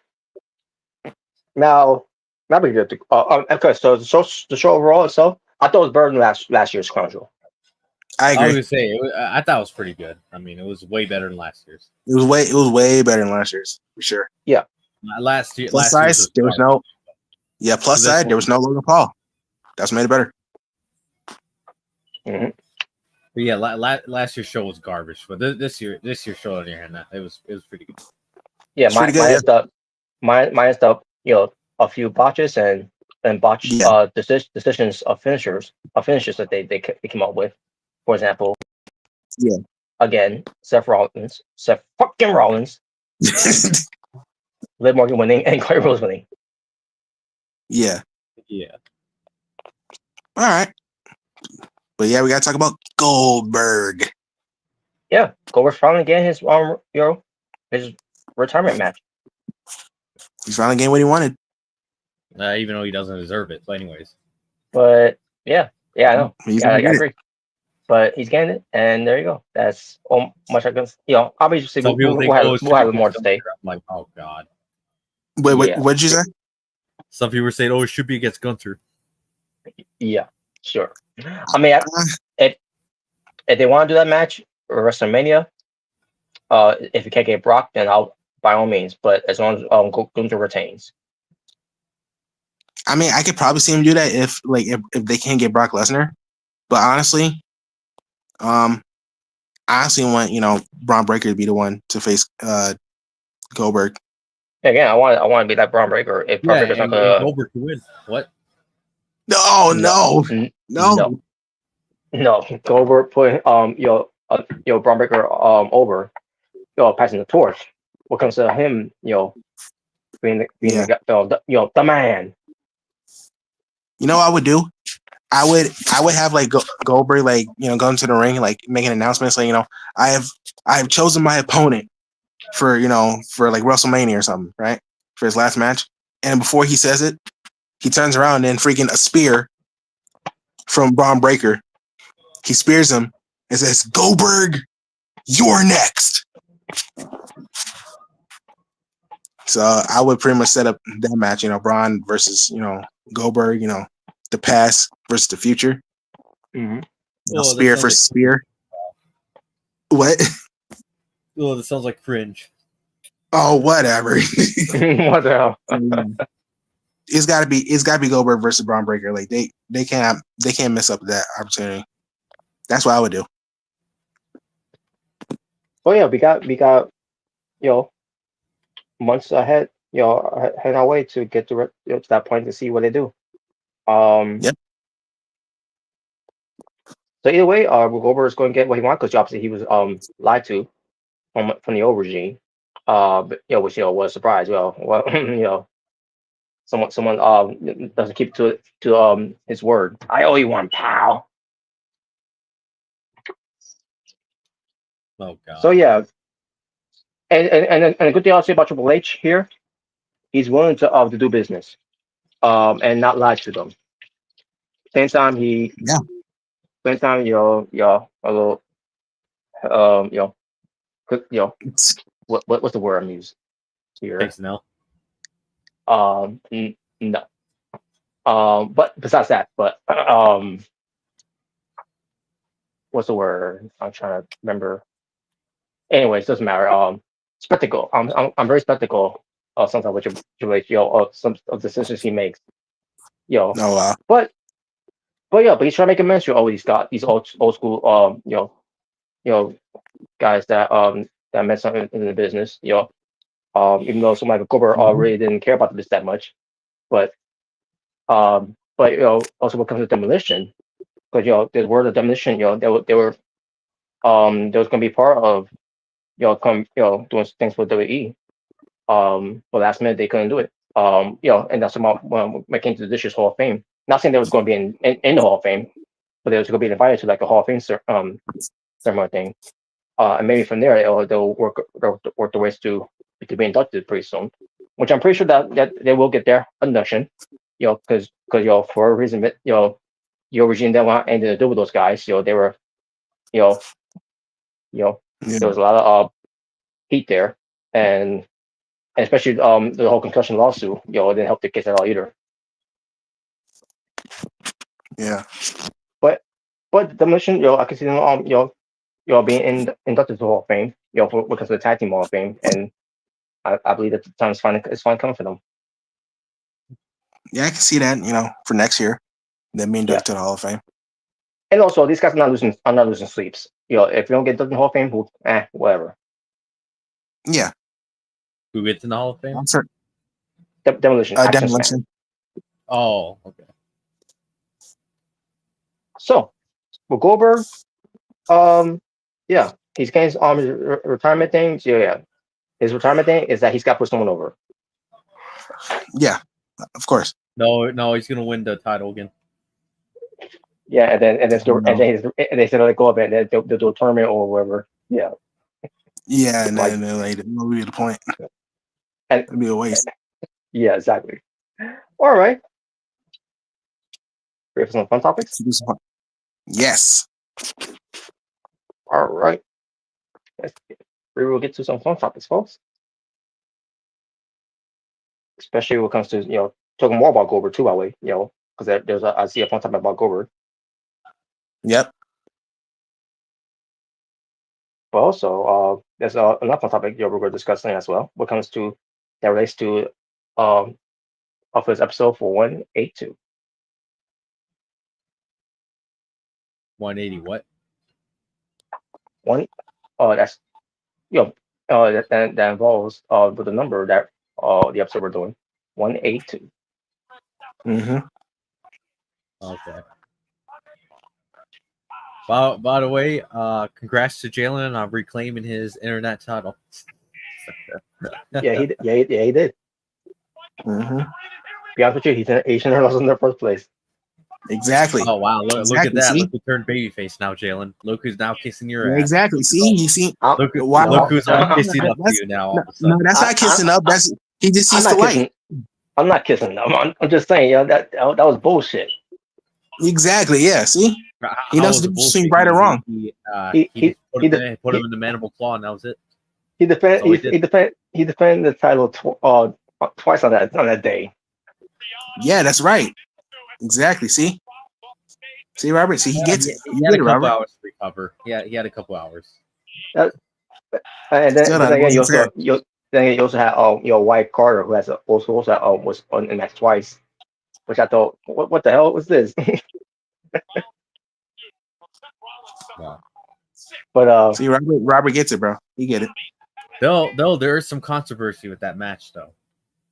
The one with Jalen, by the way, not the. Oh yeah, there is some controversy though because the ref made a mistake. I don't know if you caught on to it, Robert. The ref made a big mistake. I gotta find out what you mean by that because I must have the hidden one. Apparently, he tapped out to Anthony Adams during the match. Oh yeah, I remember that. So there's some controversy too. So what? I'm like, wait a minute, what happened there? Like, okay, we'll get to that. We will get to that actually. Because I think you were gonna give a solution to that, aren't you? At least you're gonna give him another chance because technically that was bullshit. Yeah, and not because of any fault of his, not because any fault of his own. Obviously, ref botch. Obviously. Not doing about it. Yeah, I did see that actually. But yeah, so yeah, folks. After the fun topics, we will definitely talk about the events that took place on AWF and PWTF. Because these matches that happened on and it was just regular YouTube matches, obviously, not any pay-per-view matches, but yeah, exactly. Well, however, we did have some matches. Jordan Williams says losing to the same person 5 times in a row is not bullshit. Wow. Well, we weren't talking about that. We were talking about another match Jacob was involved in. The other thing. Yeah. Oh man, but folks, we're gonna get ready to do some fun topics. So Jordan, if you are available, anytime you want to join right now, because we're about to do some fun topics right now. Yes. But yeah, but the other two matches that also happened on the show, had some stakes in it because winners of the prospective war games, when it comes to that one-on-one match that happened earlier, will have for the teams to have an advantage for war games. I know, but still. Yep, exactly. But yes, War Games is coming soon. I know Robert's excited. I am. I actually am. Oh man. But so there we go, folks. I'm gonna start open up the fun top stuff, and we're getting ready to start. All right. Time for some fun. All right. Here we go. So here we got these DC heroes right here. We got, Static Shock. We got Booster Gold. We got Santana. We got Batman Beyond. We got the Atom. And we got the Robins.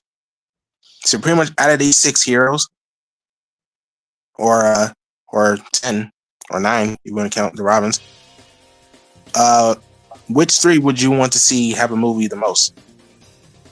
Batman Beyond, Static Shock, and I'll go with Santana.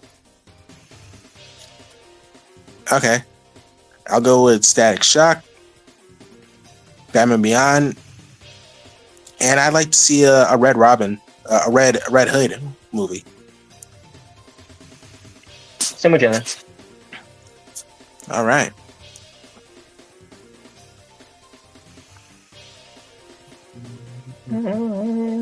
Yeah. All right. So here, obviously we see the NXT and AEW logos, and we have these different arenas right here. Obviously we got MSG, Madison Square Garden. Yay! We got the Hammer Saint Ballroom. Yay! And we got the arena that had a Backlash in Puerto Rico. Yeah. So for this one, for each, for NXT and AEW, which would you like to see? Which companies would you like to see? Have a show in these arenas? Like, which show would you like to see? NXT. Like, what arena would you like to see NXT in, and what arena would you like to see AEW in? Pretty much. For AEW, I'll go with Madison Square Garden. Okay. And with NXT, I'll go with the Ballroom in Philly. You know what? Same as yours.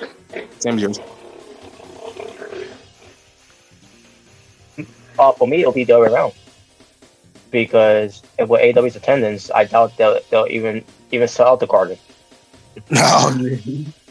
Unless they want to do a Grand Slam in Madison Square Garden, that could be a possibility that they could do that. Where it won't be in All-Draft Stadium this time. Yeah, that'd be something. But for me, it will be the other way around, where NXT to Madison Square Garden, and that way keep them away from the PC, and AEW in the Hammerstyle Ballroom. Okay. Sweet. There you go. All right, so we are speaking of Goldberg. Yeah, we pretty much kind of talked about it. This one's pretty much like, who would you want to see the most? Face Goldberg for his retirement match. Yeah, I think we all agreed it was Braun Breaker. Well, for one thing, if it was Ken Cross, he'll get buried. Yeah, I don't think they'll probably have him win. That'd be great if they had him win, but I don't know. Yes, and here's Jordan. What up? Jordan, what's up? Hell yeah. Now here we got Survivor Series. Obviously Survivor Series coming up this month. Hell yeah. So obviously, for this one, what is your top 3 Survivor Series 5 versus 5 matches? And what is your top 3 Survivor Series matches that's not 5 versus 5? Pretty much, any other match. All right. All right, so I'll go. For top 3, 5 versus 5, I will go with 2003. Stone Cold's team versus Eric Bischoff's team. I will go with 2016 Raw versus SmackDown. And I'll go with 2019 Raw versus SmackDown versus NXT. For top 3 Survivor Series matches, that's not 5 versus 5, I will go with the Elimination Chamber match. The first ever Elimination Chamber match. I will go with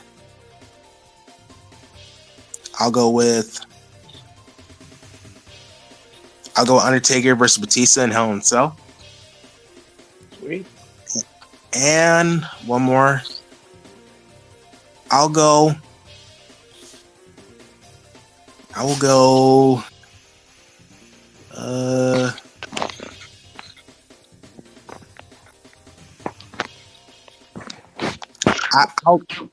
with. I think a really good one. Oh, okay. I'll go with Shane McMahon versus Kane in the ambulance match. Oh, nice. And yeah, dude, that's my picks. Those are my picks. For me, for the Survivor Series matches, I'll go with 2005, 2003, and go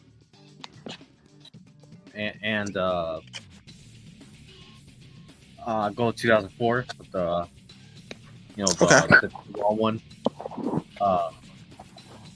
With non-Survivor Series matches, I'll go Kane. I'll go with Undertaker versus Batista, Hell in a Cell. I'll go with the Elimination Chamber, and finally,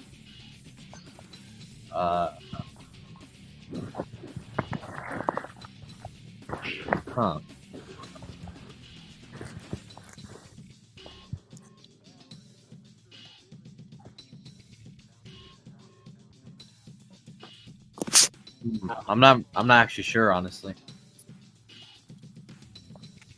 All right.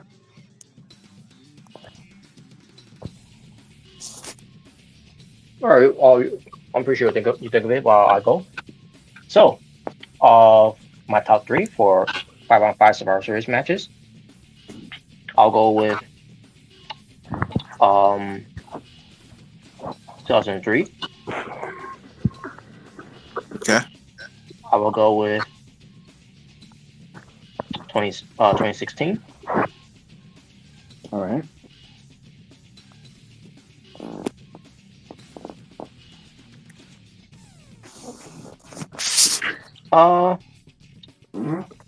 Then I'll go with 2005.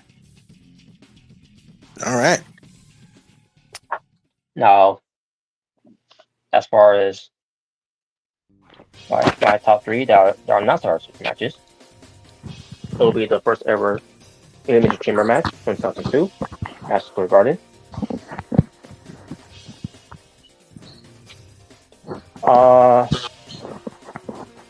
It will be also Batista and Undertaker inside Hell in a Cell with the return of Edge going over Undertaker. All right. Yeah, I remember that.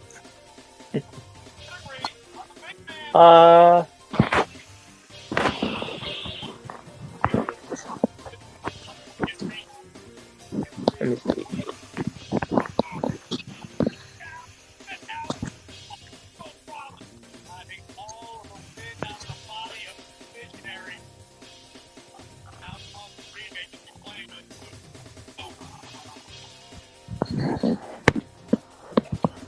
And I'll go with the first ever War Games. With the Bloodline versus the other team. It was the Brown Brutes and Kevin Owens and Drew McIntyre. And Drew McIntyre. Yes. Where they went with? Well, yeah. There you go. All right, Jordan. Even though it's not on here, I'm gonna go with 2009. Team Kingston versus Team Orton. Okay. I'm going 2014 and 2019. Okay. Then for non-Survivor Series matches, I'm gonna go with vs Undertaker, John Cena versus Kurt Angle, and Ooh, okay. All right. the first ever elimination table match. All right. For honorable mention, I will go with I'll go with Daniel Bryan versus Brock Lesnar because that was a pretty good match in 2018. Mm-hmm. And for Survivor Series match, Mambo was thousands and Lesnar. that was pretty good. And for Survivor Series match, I actually go with 2007 when it was Team Triple H versus Team Umaga. I did like that match. All right, so here we got War Games. So pretty much for this one, you can pick your top 3 favorite War Games match of all time, like your all-time favorites. Whether it's WCW, NXT, WWE. Hell, even if you want to bring in AEW, Blood and Guts. All right. So, yeah. I'll go with I'll go with Undisputed Era versus Sanity versus Authors of Pain with Roderick Strong.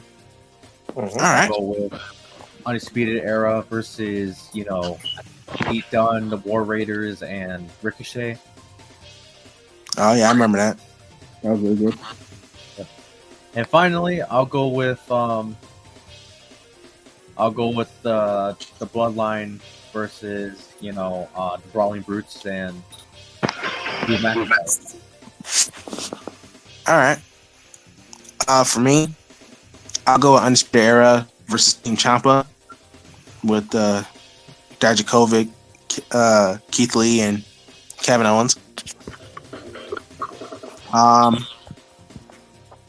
I also go Survivor Series War Games with Bloodline versus Brawling Brutes, Kevin Owens, and Drew McIntyre. And for AEW Blood and Guts, I actually go with the BCC with Eddie Kingston versus the Jericho Appreciation Society. I did like that match. All right. The only problem with that match is that it was on regular Dynamite.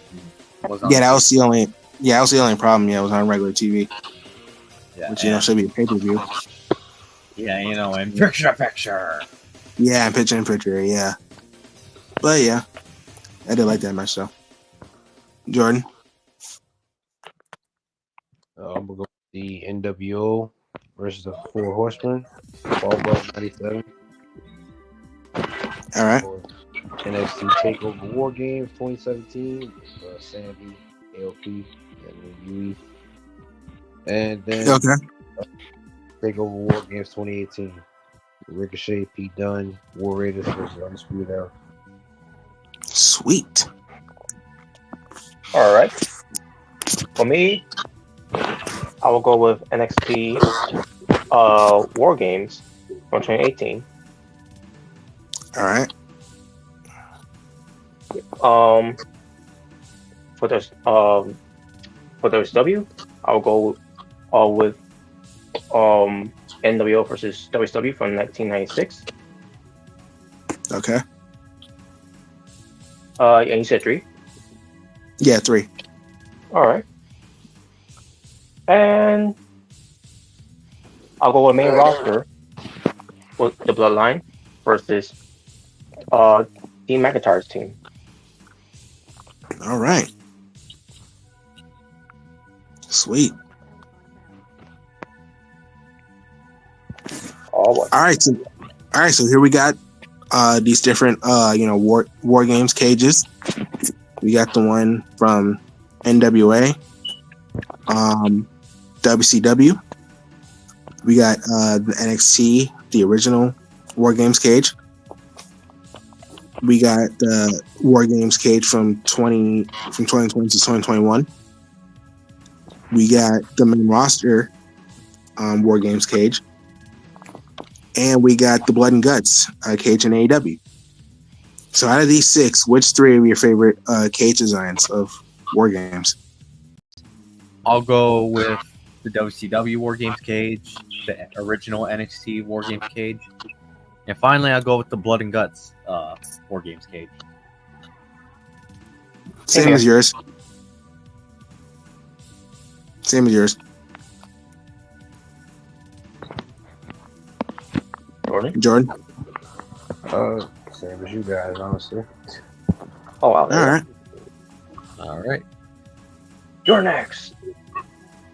Yep.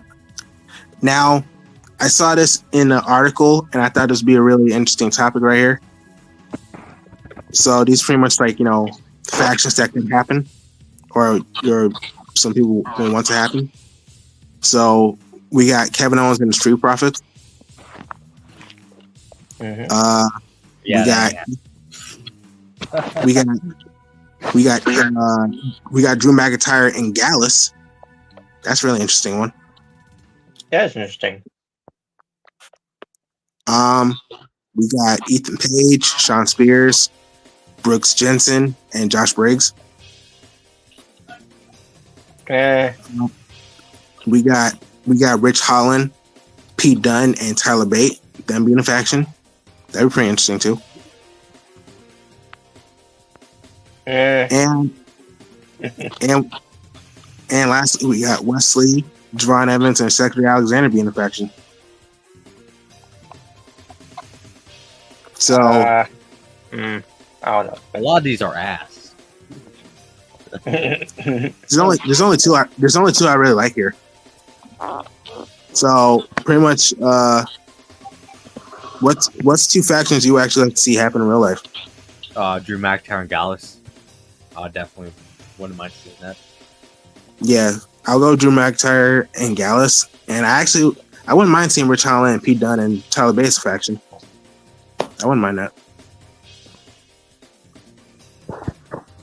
That sounds dumb. That doesn't even make any sense to me. Well, which one? The Rich Holland, Pete Dunne, and Tyler Bate one. It does. Come on. No, I think it could work. No, I think it could work. I think it could work, but I'm just not interested, to be honest.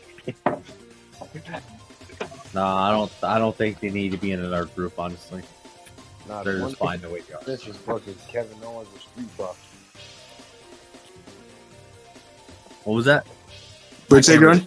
The one that doesn't make sense is Kevin Owens and the Street Profits. Oh yeah, that one. I can make that make sense. Because you're almost could blend into their, because he always wears boxers anyways. NBC Angelo Dawkins was boxers too. To me, the one that makes no sense whatsoever is Wesley, Javon Evans, and Cedric Alexander. That one just makes no sense. Yeah. Well, come on, guys. They're all black. Come on. No, what are you gonna call them? Oh, Team Dreadlock. What? Team Dreadlocks. Wow. Here's the thing: the Shawn Spears, Brooks, and Jensen one would work. If not, if they haven't. I don't care. I don't care for it. Make no sense. But the fact they added Ethan Page on there, I'm like, yeah, you lost. Like that makes sense. I don't care for it. They added Shawn Spears on there. Yeah. It's not interesting at all. But no, one and number two is very interesting for me. I definitely can see that. And about Street Profits being heels. Yeah. And plus, I've been hearing Montez Ford, his frustrations with his booking. So. Yeah, his frustration of Triple Eagles booking. Join the club. He's racist. Oh boy, not that again. Oh, no, not that. Oh, by the way, speaking of races, I'll get to something later because of races. Oh boy. All right. We'll see after the fun topic. All right. I guess we'll go to the next one. All right, next one. Well, hey, it's not about Hogan though. Well, speaking of Hogan, right. I see Hogan right there. Yeah, speaking of the devil. My God. All right, so pretty much for this one, obviously we got the Click, we got the NWO, we got the Bullet Club, You got the club, aka the OC. We got the Ballot Club, and we got the Super Elite. You know, with the Good Brothers and the Elite. Now, obviously, you see them all doing the Too Sweet. So pretty much for this one, which 3 teams do you think is the most Too Sweet? NWO, Bullet Club, and I guess I'll go with the OC or the club or whatever the hell he call themselves nowadays. All right, I'll go with the Click, the NWO, and the Bullet Club. Same. Whichever. All right, Too Sweet. I'll go with the Elite, the Young Bucks, and Generation Me. Oh my God. Oh, Jesus. Yeah. So what's next? The Super Click? Wow. Omega's favorite tag team. Oh God. Omega said what now? I didn't hear that. He said Omega's favorite tag team, the Young Bucks. I can't wait for Moxley to put bags over their faces too. Oh wow. But this time we never see him again. Oh, No, I'll go with the NWO, the Bullet Club, and the Super Elite. all right. Too Sweet. I think it's great. All right. Now I know, Robert, we did this before, but we mainly did like the helmets. Yeah, this time We got this time's the entire thing. yeah. This time it's full suits. And yeah. this is mainly like early Super Sentai. So yeah. So but pretty much for this one, obviously we see these these Super Sentai / Power Rangers outfits right here. You could pick 4 of your favorite outfits right here. All right.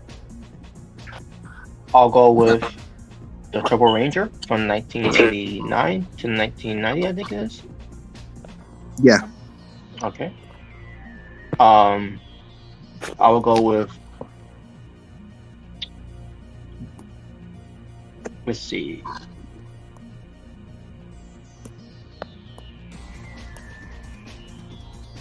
I'll go with Changeman from 1985 to 1986. Okay.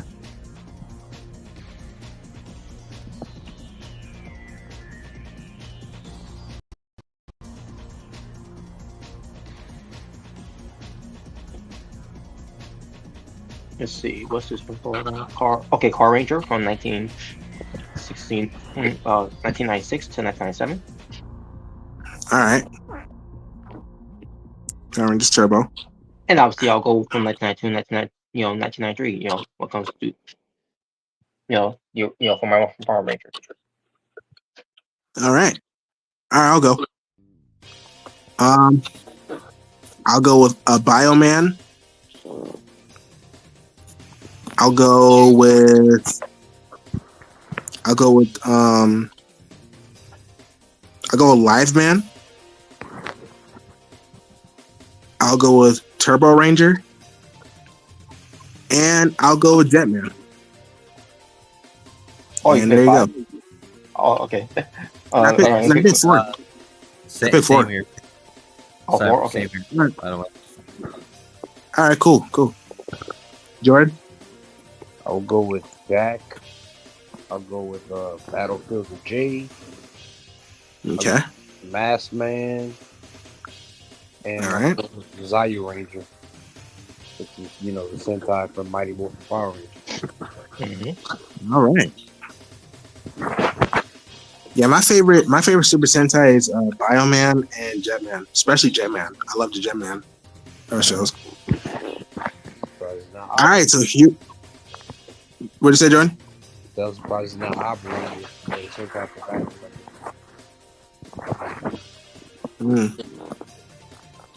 All right, so here we got these different Robins right here. All right.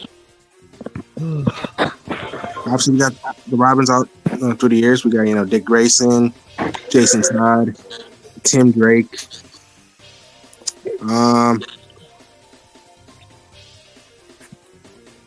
kind of hard to read from here. Let me check my tablet. But obviously, you see, the different Robins, through the years. So you can pretty much pick 3 of your favorite versions of Robin. Dick Grayson, Tim Drake, and Jason Todd. Okay.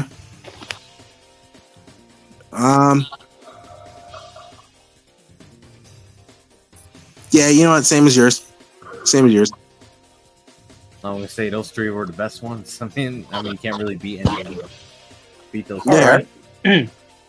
I'll go with Dick Grayson. I'll go with Tim Drake. Okay. And Dwayne Wayne. Okay. Damian Wayne. Damian Wayne. Oh, Damian Wayne. Oh, that's what you meant. Okay. Okay, I was gonna say.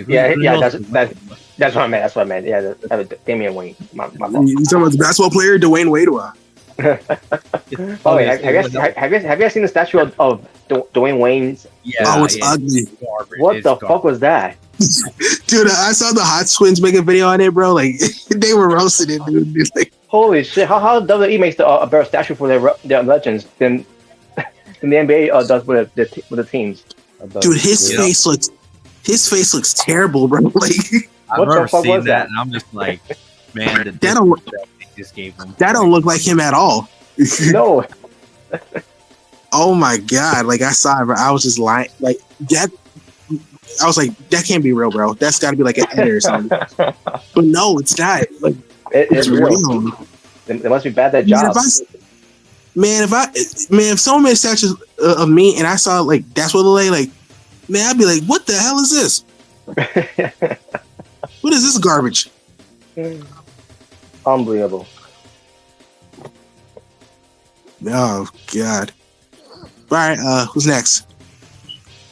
Yeah, who's next? Same as Roberts. Okay. All right.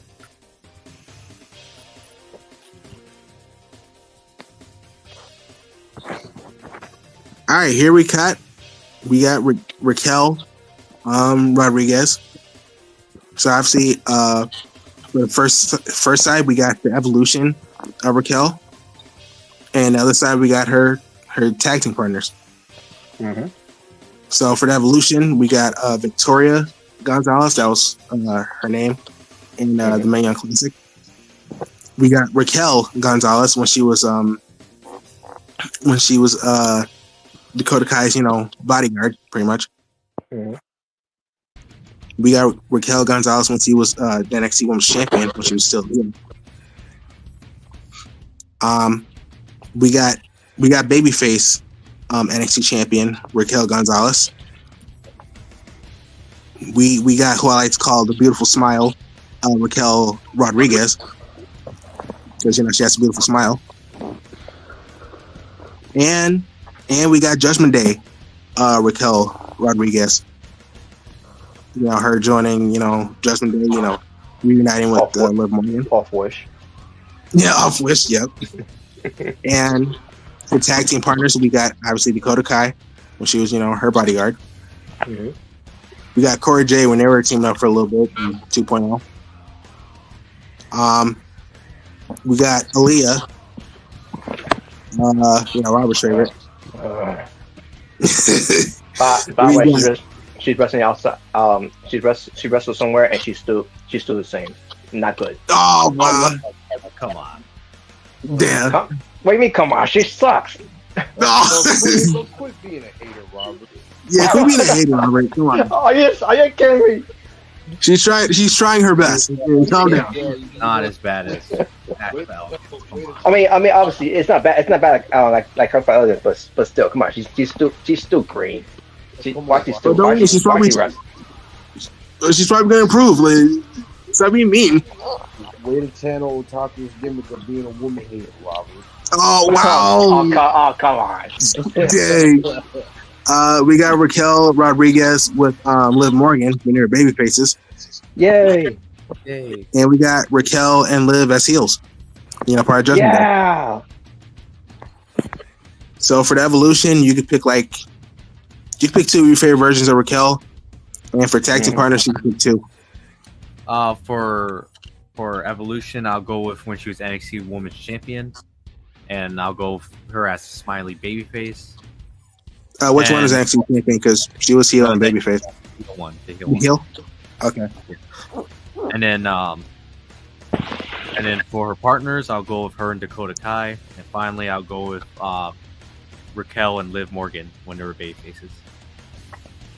Okay. I'll go with Raquel Gonzalez when she was, Dakota Kai's bodyguard. I'll go with her. I'll go with Raquel as, NXT champion as a heel. And same as yours, Dakota Kai and Liv Morgan being their best partners.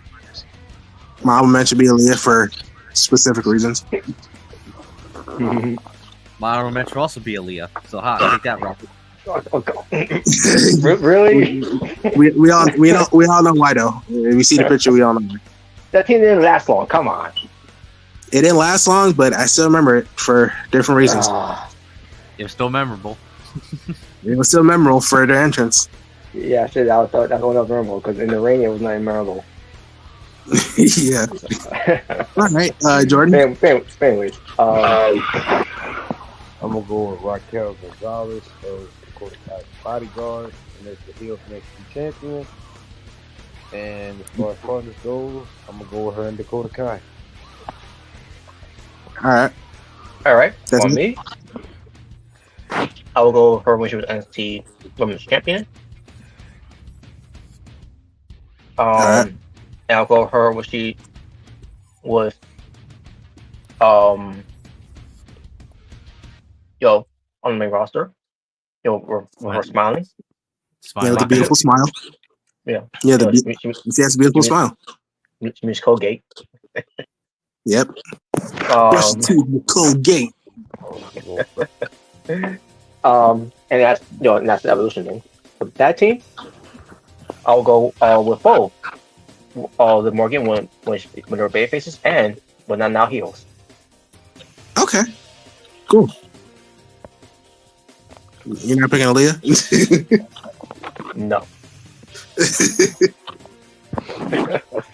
All right. Okay. All right. All Guys. right. Ooh, this looks good.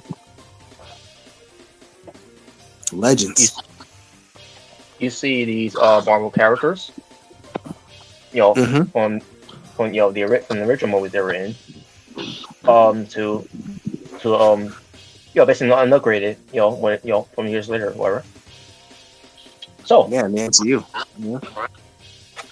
So all these, you could pick 4, that looked it from the past and from now it looks better.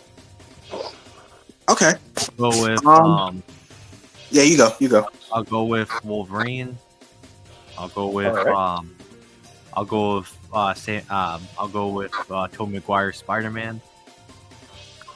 All right. I'll go with Alright. Andrew Garfield Spider-Man. And finally, I'll go with Wesley Snipes Blade. Okay. All right. For me, I'll also go with Wolverine. I'll go with Tobey Maguire Spider-Man. I'll go with Andrew Garfield Spider-Man. And I actually go with Professor X because they actually gave him the floating wheelchair, which is great. Sweet. My honorable mention will be Johnny Storm. All right. For me, Divorce. yeah, for me it will be Wolverine. Alright. Tobey Maguire Spider-Man. Beast. Okay. And, Brock Lesnar? Yes. But and I'll also go with Professor X, and my honorable mention will also be Johnny Storm, the Human Torch. Dude, when I saw it in the movie, bro, like I lost my mind. That was hilarious, though. He's gonna say it. Flame on. He's gonna say, "Oh my god, flame on!" Sorry, what? Have you watched the movie yet, Robert? No, I haven't. But I did hear about that cameo though. Of John. It's awesome, bro. It's awesome. Oh my god, you still haven't watched it? What? That's the one thing I heard. Right? Yeah, no, I haven't watched it yet. Just have time. You're gonna love it, bro. I promise you, Robert. When you watch it, you're gonna love it. It's like with the Batman. So you haven't have time to see that either. What the Yeah, hell? watch that too, man. Yeah, you're missing out. Yeah, I am. I really gotta find time to watch them. Oh yeah, stop watching your wrestling and watch real movies. Wow. So watching your AEWs and your Or- Japan's, bro. Or start watching some, my lonely time. Anyways, Whoa. play Jordan. Oh, Kier Hogan. Wow. Whoa, what the hell? Kier Hogan. Wow. Aaliyah. I mean she's hot too, but her wrestling. Right, Jordan. Wipe my ass with Johnny Gargano t-shirt. Good job. Anyways, What the hell, Anyway. Tokyo? It's always Tokyo, man. Such a hater. Anyway, you were saying, Jordan? But yeah, go Jordan. Same as Robbins. All right. Okay. All right, guys. Guest star wrestler. He was a former European champion. Then he was a former Intercontinental champion. Then he was a former WWF champion. Then became a WCW champion. A WCW World Heavyweight Champion, I should say. Then he became the WWF Hardcore champion. Then he became the WWF champion again. Then he became the WCW United States champion. Okay. Then he became the WWE Tag Team champion on SmackDown. Then he became a two-time WWE Undisputed champion. Then finally he became the World Heavyweight champion. So, who's the wrestler? Kurt Angle? Angle. Kurt Angle, yeah. Yeah, at first I was kind of confused. Like, I was trying to think who won the Undisputed belt and the World Heavyweight Championship. But then when I saw the European and Continental Championships, like, oh yeah, that's Kurt Angle. That's right. He's a big gold medalist. Because he was he held both those belts at the same time. That's right. All right. Right. Now when it comes to Rocky here. My idea. Who? Yes. Rocky Balboa. No, Rocky Balboa. Who was Rocky's greatest opponent?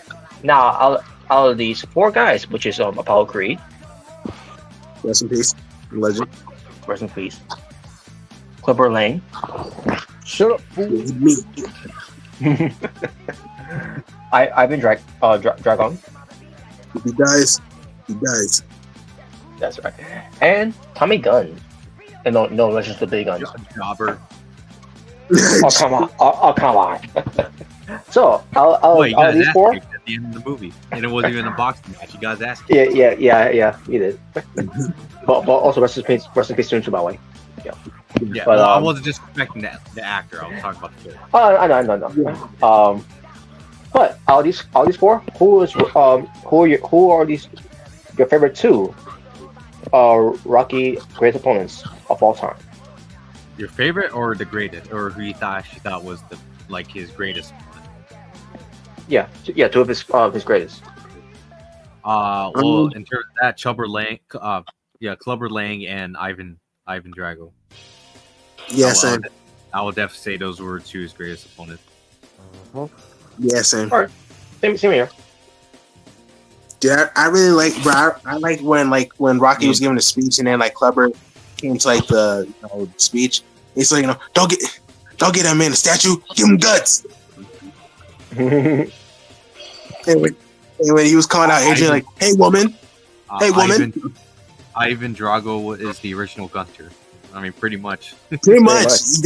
That's exactly why I think of Gunther. He's pretty much, you know, WWE's like Ivan Drago.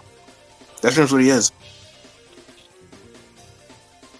Yep. But yeah, Don't just hopefully he doesn't kill anybody in the ring anytime soon. Well, he's gonna kill somebody with a chop. I don't think he's Goldberg.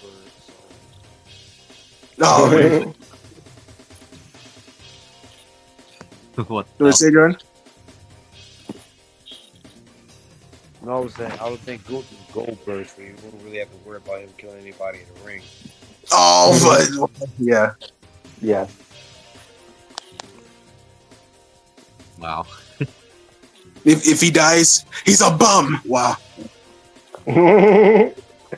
All right, guys. So what comes to this WWE Undisputed Championship with this design itself? Bancore J. Wait, what? Bancore J. Why? Oh, why? Oh, come on. Is he still He's salty still- over that? Oh my god, is he still salty? over that? Oh my goodness, he's still salty, bro. Oh my god, man. Oh, get over it. Get over it, bro. Wow. All right. But anyways, so who your favorite wrestler that held this belt, this design of the belt? Just pick one. Eddie, You could pick three. Three? Eddie Okay. Guerrero, Undertaker, and Kurt Angle. What was your first one? Eddie Guerrero. Oh, okay. Okay, I'll go with Eddie Guerrero. I'll go Brock Lesnar. And I'll go Hulk Hogan. No. JBL. I mean, he was okay. He was a good champion. He was a good heel champion. I'll go The Rock. If you smell. What The Rock is cooking. Well, okay. I'll go with Eddie Guerrero. Oh, Triple H and Hulk Hogan. Wow. Wow. I'll go with The Rock. And I'll go with Brock Lesnar. All right. Jordan? I'll go with Triple H, and Triple H. Wow. I'll go with Eddie Guerrero, The Rock, and Chris Jericho.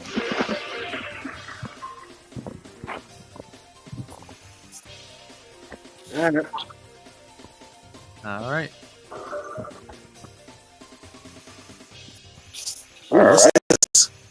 So obviously these are favorite forgotten shows of that's happened. Like for example, Kablam, Bobby's World, Celebrity I've heard that Deathmatch. I remember that. Definitely. Black Heard of the Week, Don't even know what that is. Duckman, I've heard of that. and Earthworm Jim. I don't I've even know what that definitely is. Oh come on! Well, No, I'm obviously with serious. me. I literally don't know what that is. I'm not even joking. Was it Oh, wasn't man. like originally like a video game? Yeah, it's a video game too. Yeah. I've heard of that. And that game was fun, by the way. So, all these forgotten shows, which three would you bring back? I'll go Celebrity Deathmatch, Duckman, and I guess Bobby's World. I don't know. Bobby's World. I'll go Celebrity Deathmatch, Duckman, and Kablam.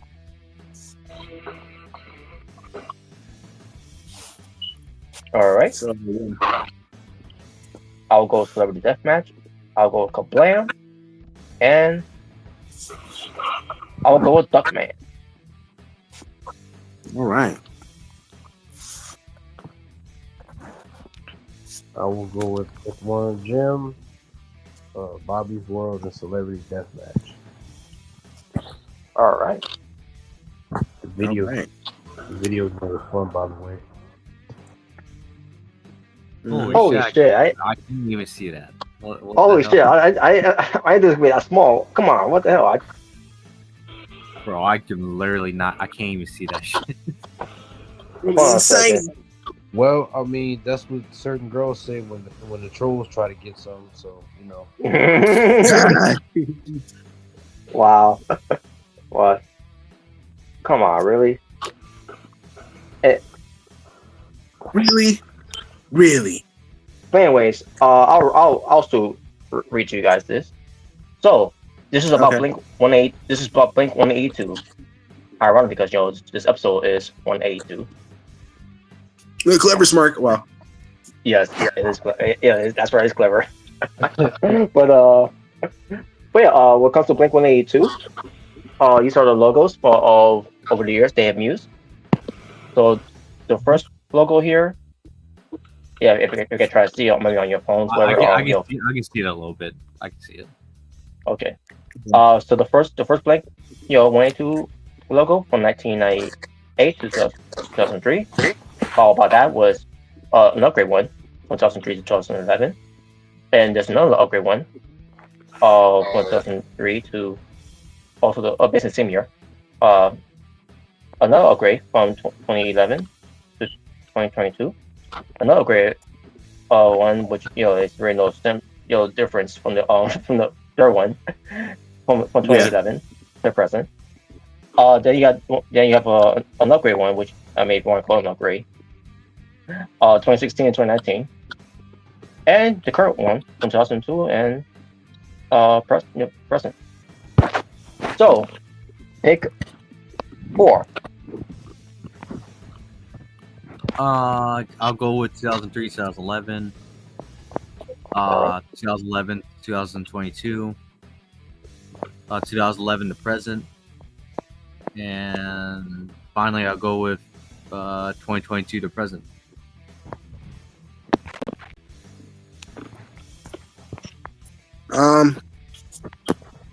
For me, I'll go with 1998 through 2003. I'll go 2003 through 2011 for both, and I'll go 2022 to present. So yeah. All right. I'll go with the second one. Third one, I'll go with 2011 to 2022, and I'll go with the first one. The one's in yellow and black, or should I say black and yellow, black and yellow, black and yellow. Black and yellow, black and yellow.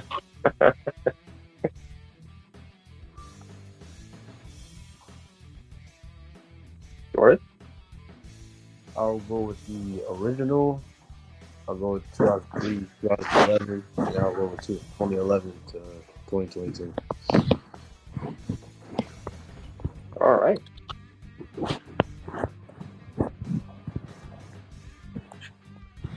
And I think that will conclude this fun topics, folks. And by the way, we'll consider Blink 182. Love those guys. Love the songs. Oh yeah. Mm-hmm. Definitely. Mr. Travis Barker is a beast on drums. Yep. Shout out to Travis Barker. Shout out.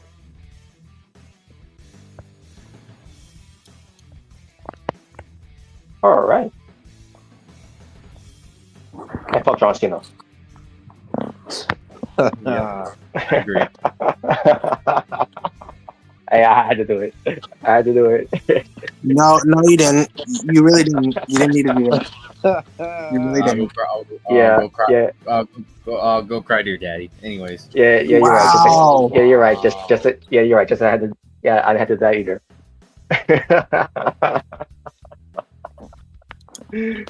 I can't wait for that retirement. Wow. Of Cena. Wow. But speaking of retirements, Marcus Sturm retired. Okay, moving on. Yeah, moving on. Yeah. I can give a fuck. Fuck him. He ain't. Yeah. Wait, was that what you wanted to talk about? No. Hiroshi Tanahashi. He announced his retirement too. He's gonna have his own retirement tour. Oh, 2025. It's about to Ironically, happen. John It's about Cena- to happen, guys, because he is Yeah. he's a show of himself. I was gonna Man, say we though. haven't been. I was gonna say though, ironically enough, John Cena and then his Japanese counterpart retired. That's right. Yeah, it's like 2025 is like the retirement tour for these legends. We got Japanese- Goldberg. His We got Japanese Johnson. counterpart of who he couldn't lace up his fucking boots. That's right. Okay, Jordan. Be quiet. You know what? Hey, you know what'd be crazy? You know what'd be crazy? Like, since they are both retiring, imagine, like, I doubt this will happen, but imagine if they finally had the match. I would love to see that. That would be newsworthy, bro. I And got. then, I got and they could put the spy memes. Which one you could throw apart there because they're similar, Yeah. almost kind of similar, except No, you know what it would be like, bro? You know what it would be like? And I think Jordan get the reference. It'd be like Super Sentai versus Power Rangers. That's pretty much what it'd be like. Literally. Oh wow. That's literally what it would be. If Chris Jericho announces retirement too, I'll be like, I prayed for this and it happened. I pray for that to happen too. Yes. I'd be like, thank you for what you've done in WCW and WWE, but your time is way past. Like, just sit down. For what you've done in your career, in all seriousness, but at the same time, go fuck off. Like, retire. I am the retirement tree. Oh god. Hey guys, I'm retiring. Yay. Yeah. Yay. Bye. Good riddance. Bye guys. Bye. Make sure people have signing more NDAs. Oh Lord. But yeah, man. So when it comes to Hiroshi Tanahashi, I think he's around the age of Cena too, by the way, if I'm not mistaken. Well, they're both like 50. Let me double check.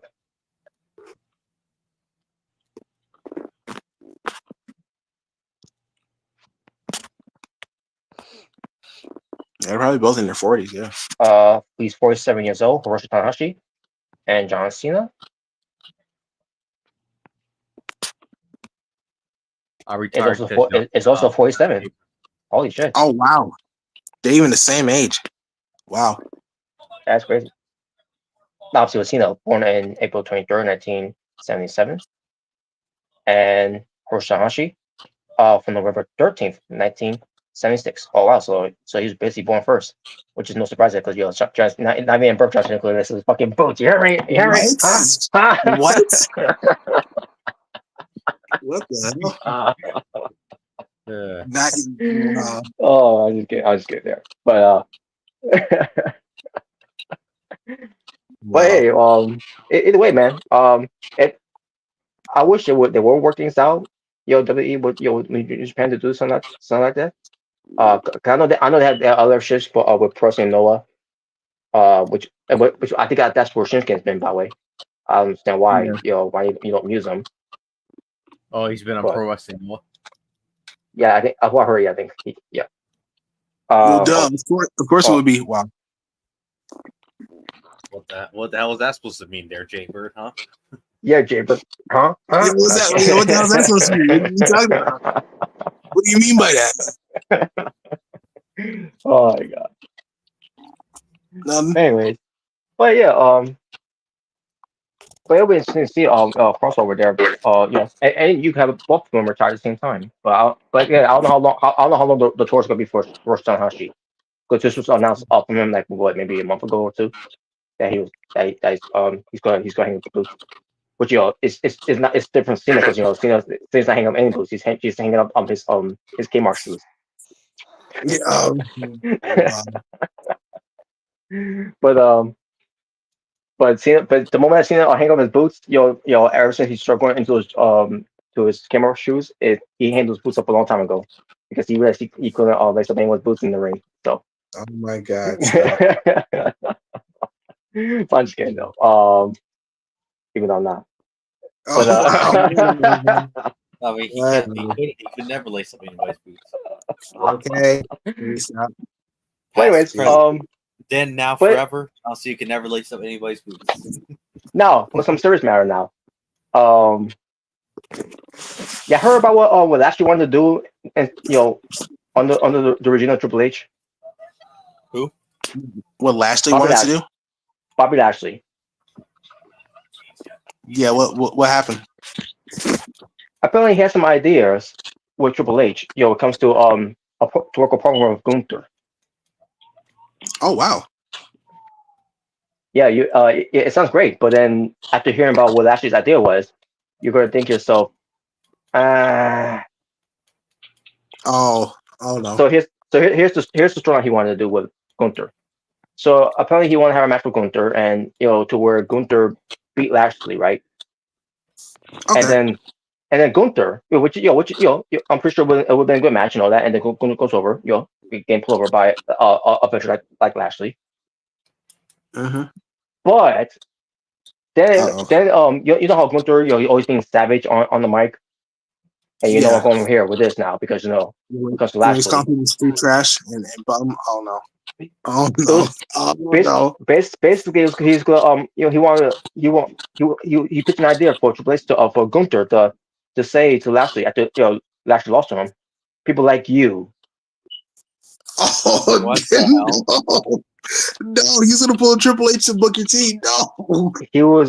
That's basically what's gonna do it. And there's some other story and there's some other things too where I guess he wanted Gunther to, and I couldn't believe I heard this story that Gunther with for Lashley to have Gunther to grow facial hair like Hitler. What? No. I'm like, What? I'm the like, hell? I'm like, what the fuck am I listening to? Yeah, like what? No. What? No. Nah, bro. What the hell? Bobby, what are you thinking? What is he thinking? What the? What's next? He's That gonna is- say, what's next? He's gonna say, you know what I wanted to do with Karrion Kross during that feud? I wanted to wear a Ku Klux Klan outfit. Whoa, what? Whoa! Jesus. Well, speaking of Like- Karrion Kross, he also he was actually on too with Karrion Kross as well. They did have a story before, but there was a story that they wanted these two to have like a shoe fight backstage, wherever. Oh, okay. That definitely would have been better than the match we got in the WrestleMania. Probably, yeah. Yeah. Hey, remember the whole thing with Lashley said that he was had more for thinking I can't remember exactly how he worded it when it comes to how Vince guess Lashley's thought process whatever in wrestling, and Triple H never got it. Well, I can see why. Knowing Vince's track records. Yep. There's sometimes wrestlers have some good ideas, but there's some is an idea that will not go well because it worked out so well with Nash Carter. Even though it wasn't really a storyline, but I mean, the whole it was just the whole picture being shown by Kimberly, and then Yeah. people on call win a bit, and that led to him being fired because of that, because obviously rocking the Hitler mustache is not a good thing. You got for a guy who during his time killing off Jewish and doing other things as well, the other colors. Yeah. Yeah. But yeah, that is I can see why Triple H turned down the idea. That's crazy. I mean, it's one thing if you had Gunther call him street trash or a bum or something, because he did it with Damian Priest. That'd be whatever. But to really pull the people like you don't deserve to be world champion, or to have him have a Hitler mustache, okay, nah, that's taking it to the extreme. The Hitler mustache is what? Nah, bro. That is insane. You're trying to get this man canceled or fired. Or fired, yeah. Nah, bro, nah, you can't do that. Nah. I can see why Triple H turned that down. Yeah. So if anyone's thinking that Triple H is racist, I don't think so. Yeah, and here's the thing: imagine if Triple H would have proved it. Imagine if he would have proved it and actually has a storyline, going on. They would then that's what would have been on him. Mm-hmm. That would have been on him. So yeah, I can see why Triple H turned it down. Nah. Yeah, Gunther versus Bobby Lashley would have been great, but doing a story like that, no. Like I said, if they wanted to pull what they did with Damian Priest, having Gunther calling him a bum or street trash, that's whatever. But whatever Bobby Lashley was thinking, nah, that's not a good idea. Oh yeah, Nah. No. Oh my God. No, bro. Because you'll have people saying, look at Triple H. He a racist. He's not for the culture. Look what they're doing with Gunther and Bobby Lashley.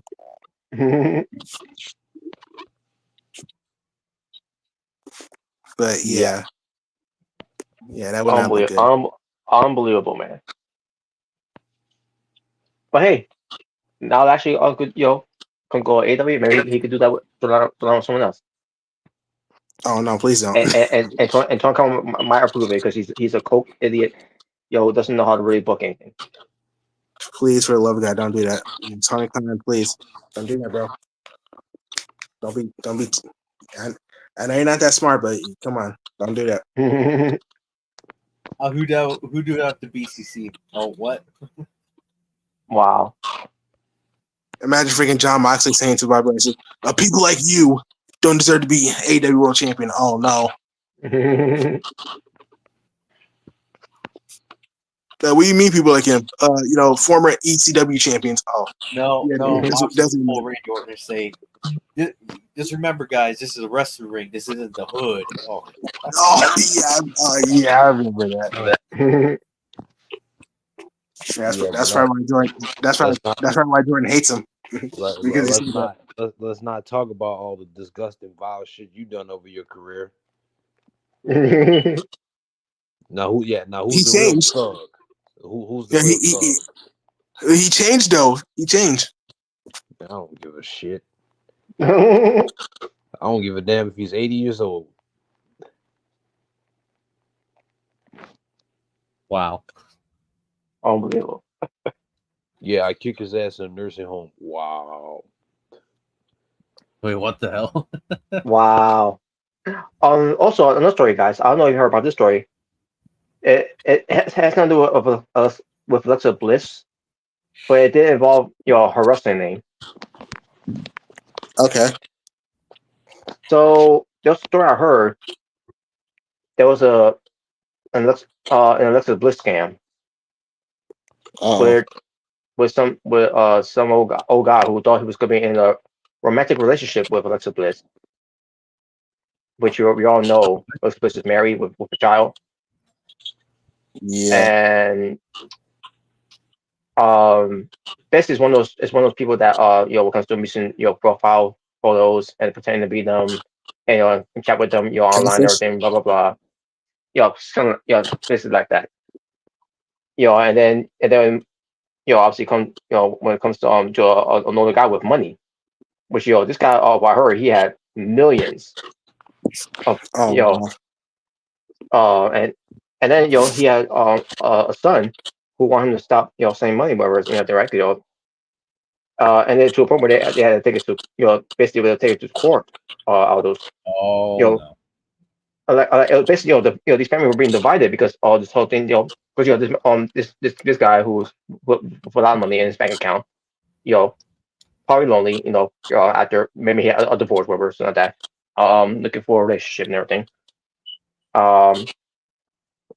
and I'm pretty sure he's going for younger women that will love to date older men they're all out there and it could be around too not saying it's just but, from that perspective but but and the son's like at this point he's like I'll not gonna do anything about it then because he's being I don't know, he's trying to tell him I don't think this person is real and everything blah blah blah and I'm it's which is it's very convincing of these people to to be fooled, because obviously with these type of people, they probably don't watch wrestling, and probably they don't know who she is and everything. Um, or even try to bother look up the name to see if that person is real and everything. Again, this is me just speculating about how this all went down, but basically, this is a very sad case, man. That he fell for it, and he's trying, giving money and everything to this person who not even be a woman. It might be a guy, behind that whole account, whatever. On the profile, whatever. Wow. So it's very sad, man, that happened. So yeah, I don't remember the full story of it, but yeah, when I heard about that, I'm like, what the hell? I feel so bad about that, and fuck that person. Obviously, I hate that. Those type of people can go right in hell. Mm-hmm. Exactly. So yeah, um, so AWF and PWTF matches. All Um, right. First off, I did see the promo when it comes to the turmoil of the Wolf War Order. Yeah. So I guess they're going for you, the way Omega, or I guess they beat me to it when it comes to current promo. But even though I got a promo for you, but it's not gonna. Well, It'll be to well, I did. remind you. Well, the general manager does have a solution for this. Mhm. This whole world title problem, since there's a lot of Yeah, people wanting for that world title. So, yeah. Now, obviously, what to say, yeah. in a way, there's going to be a big number one contenders match for the world title. Who's next in All right. line? Nice. And it's going to Now, involve Mr. Revenge, but it's going to take place after War Games. Don't worry. So, at the War Games. Oh, yeah, after War Games, obviously, not before, but after. all right. Okay. And, But and the match is not going to happen at Super Series because obviously, different circumstances, but still. mhm. But yeah, but I'm seeing this, with CJ and Xavier. Wolf will order in the dirt. What the hell? Wow. Yeah, that's the I'm being divided here. You know, I told you see when my warning to CJ was true though. You let the cats out at least too long, and now they're actually getting tired of you. You could tell. I mean, you could definitely tell at this point. I think the Wolf of Order are actually tired of CJ at this point. Yep. You could definitely tell they probably see him as the weak link, secretly down underneath. Yep. Pretty much. Smoking on Wolf War Order pack. Wow. I mean, I have been. Yeah. Yeah. Now, obviously, what came to to Serena King, she ended up being the real main factor of the Wolf War Order, And the because she has to win. biggest star so far in Yeah. the group. Yeah. Basically, because she has to win the belt back, and she's claiming that she's always on top. Yep. Yes, she is. Yes. But yeah, that's basically it with that promo. The whole thing. To be honest with you, Yeah. I didn't really understand where the promo was going at first. When I saw it, I was confused of it. And I know it was subtitles and everything, but like I was still confused of it. So I did. Well, I mean, we could tell CJ. Well, actually, no. Never mind. I was gonna suggest him. Maybe he could try to voice act some of those things. I'm like, actually, you know what? Never mind. I don't probably, think yeah. I would even want to do that for myself. The Imagine trying to voice act for the women wrestlers. I'm like, no, I'm good. But anyway. Hey Omega, you have something that I want. No, I deserve. Nah, That's sometimes going fast here now. About Yeah. who's supposed to be next one? Damian Wolf. Okay, that's Damian Wolf. I'm Yeah, assuming that's Damian Damien Wolf. Wolf's the guy with the eyeliner. Yeah. Obviously, he Omega. didn't talk. He didn't talk during the whole promo, but obviously we did see him in the background. Obviously, so. Yeah, but though Omega, you have something I want. No, I deserve now that Ti tap out bruise. That's basically Wait, how that's what? basically how that I'm trying to read what was typed here. The eye tap. I'm reading what was typed here. Eye. Uh, All right, you know oh what? Yeah, it's best if we don't voice it or try to or yeah, CJ voice some of that stuff. yeah. I get what CJ's trying to do here, but oh my god. He might have typed too fast. I mean, I've done that a couple times with the controller. When trying to type. Yeah, Yes, so I've but done that a couple times. but He but eyed. anyways, but that now with that out of the way. He So eyed. That's hilarious. They're like, oh what? man, I think it's great. But so but at least but now we can talk some matches here when it comes to AWF. Mike Evans versus the Demon where winner gets the War Games advantage for their prospective team. Prospective teams, excuse me. Yep. And match itself, I thought it was decent. I mean, I'll see a lot more. You're like, oh, too slow. Wow. Yeah, which one had to put on speed. One of those things you do on YouTube. The the play speed thing, what it was called, the playback speed. Yeah. Um, but I thought it was alright. It was there was some cool spots in the match, for these guys. But then the finish, because the demon there was did his signature move, then his finisher move, that wasn't over. But he does a big Beal out of the corner there, and that ends the match. I don't understand. Oh my god. I don't get it. Maybe he's like Gunther, where he has multiple finishers and you don't even know what his true finisher is. Yeah, man. Those better finishes all from the other matches than this was. Minus one match, we'll get to our way. Oh man, because I did when I look back at it, I'm like, I'm like, what the hell? How the hell was that not over? And I thought, wait, but we'll get to it. But so basically, the Revengers will be gain the advantage. Yes. I bet you're happy about that. Woo. I actually am. But then again,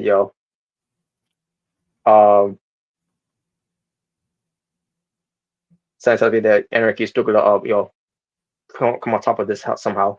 I don't know, because again, I don't know who the other teams are gonna be, or because it's Anarchy. Yep. But then we get to the women's here. Victoria Walker representing for her team versus a newcomer when it comes to being in the LWO. So is it Lucia. Okay, Lucia Perez, winner against the War Games advantage. This was a better match than the men's. Now the finish itself too, by the way. The whole It made roll a up. little bit more sense than the other one. Come on, It at least did. got that. Yeah, it did. But it was a very good match here too. I thought it was a better match here. And yeah, but it was Lucia Perez getting the win, which is good. First impression means everything, and that was a very good first impression. Looked good. Yes. Was had one of the greatest theme song ever that Jalen loved if you've seen it, and the entrance too. Yep. And I love the pyro. Basically, I love everything about this chick. And look like she's gonna be something to look forward to in the future of AWF and for the LWO. Oh yes. Yes. All right, and she did win. Yeah, Yeah, she won. both She won her both debut of them, match. both of them look good, but yeah, it You're was like way better than the Lucy. Outlaw. Lucy, yes, exactly. And then another AWF match, which is the final one until we get to the PWTF one, is the Hardcore Championship Steel Cage match. Jose Yes. Rodriguez versus Strange. You're Now, like, yes, an actual good steel cage 1-on-1 match. yeah, after seeing this, I'm like, yes, this actually was a much better steel cage match because I was not expecting trying to skip the cage and everything. Because I thought that was gonna be part of it, but I'm glad that was the case. At one point, Strange trying to come out of the cage, and so was Jose Rodriguez, and at one point they're trying to go for the door, and like, wow, this is actually a better steel cage match, since I got to rethink about mine's tag team steel cage. I guess you could say since maybe Nick Matheson and Fab Nick. Oh yeah. I guess so. Yeah. Because, like I said, like that one from the 3 Cities of Hell match from that little section, yeah, that was garbage. So Yeah, it was. I don't know why. I don't know what happened over that match, but yeah, that was not good. but this one on the other hand, this was good. This It was good. And Strange retained. And I bet you loved it the way the blood flowed with his face paint. Oh yeah, He got it busted did. open. Yeah. He did get busted open. Well, they both did, I think, at one point. I think they both actually did. So Yeah, I can't remember, but I remember Strange though, because you obviously. And then the end. Strange And won. it's not another too. He won with a submission, but that's not the submission I was expecting. Because he was trying, because he did got Scorpion Deathlock, but then he tried to go for again earlier, second one, but he obviously Jose countered it, but he won with the abdominal Yep. stretch. So I guess that it was still enough to for the pain for him to take, and he tapped out because he trying to go for the to escape through the door, and then he got caught. Yeah, he did. Yeah, he did. And So that yep, at the end, Strange wins. Strange wins. Yep, great steel cage match. Great. It sure was. And then finally, one match, one of the matches which was left for PWTF for the Internet Championship. It was a triple threat match that involves PWTF stars JKP and Anthony Adams, with the champion who was from AWF, the Hidden One. Yes. Now, obviously, this match, could be not only a good match, but also it led to some controversy. Yes. Because obviously the origin of this match, obviously JKP, the former champion, obviously wanted his rematch against the Hidden One, who was the current champion at the time. And Anthony Adams wanted another shot at it because he almost won the Battle Royale to win the title. Mm-hmm. So that's how it all came together. So it makes sense why this is a triple threat match. Yep. And this was a good match. I bet you love that Anthony Adams showed out a lot in this match. It actually did. But yes, the controversy though was when Anthony Adams put the Hidden One in the label lock, and the Hidden One tapped out. But the problem is the referee didn't even call the match. The ref didn't call the match. Yeah, that was the problem. He didn't call the match, and I'm like, wait a minute, did I miss something? I'm like, wait a minute, I saw a tap out, and referee was there, but referee didn't answer. Yeah, I was like, what the hell's going on?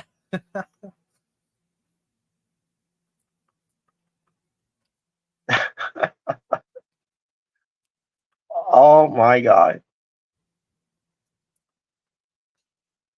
And yeah, but at the end, JKP wins the internet championship again. He wins it back. Yes, and he is now the internet champion once again. But yes, are you going to address this issue though? Is Anthony Adams going to at least get another shot, or what's going to happen here?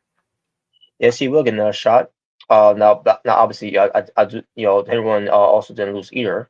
I'm pretty sure you'll come up with something, So, I figured, since Anthony Adams, who should have won, due to controversy, so there with the referees, incompetent job. Yep. So basically, JKP and Anthony Adams will have a one-on-one match for that in the championship. And by the way, I think it should be featured on the pre-show for Super Series. Wait, JKP on the pre-show? Unless you want have a match before, leading up to Super Series. I think they should have a match. Maybe not Super Series, but probably definitely should have a match though. All right, so we'll set up, like a one-on-one match, just regular like one-on-one match. Yeah, and then the hidden one will get his rematch against, I guess, Whoever whoever wins that match. Whoever may win the match. Because I feel like And that match will happen at Super Series. There you go. Okay, there you go. There you go. Well, man, I couldn't believe it though. The referee botched the match. The match should have ended when Anthony Adams made the hidden one tap out. It should have ended there. But nope. Apparently the ref didn't call the match for whatever reason. Maybe you should do some investigating. Maybe MVP had something to do with that. That whole job right there. You mean like he paid off the black female referee? I mean, could it be possible? Would you put it past you? I mean, it is her business after all. Yep.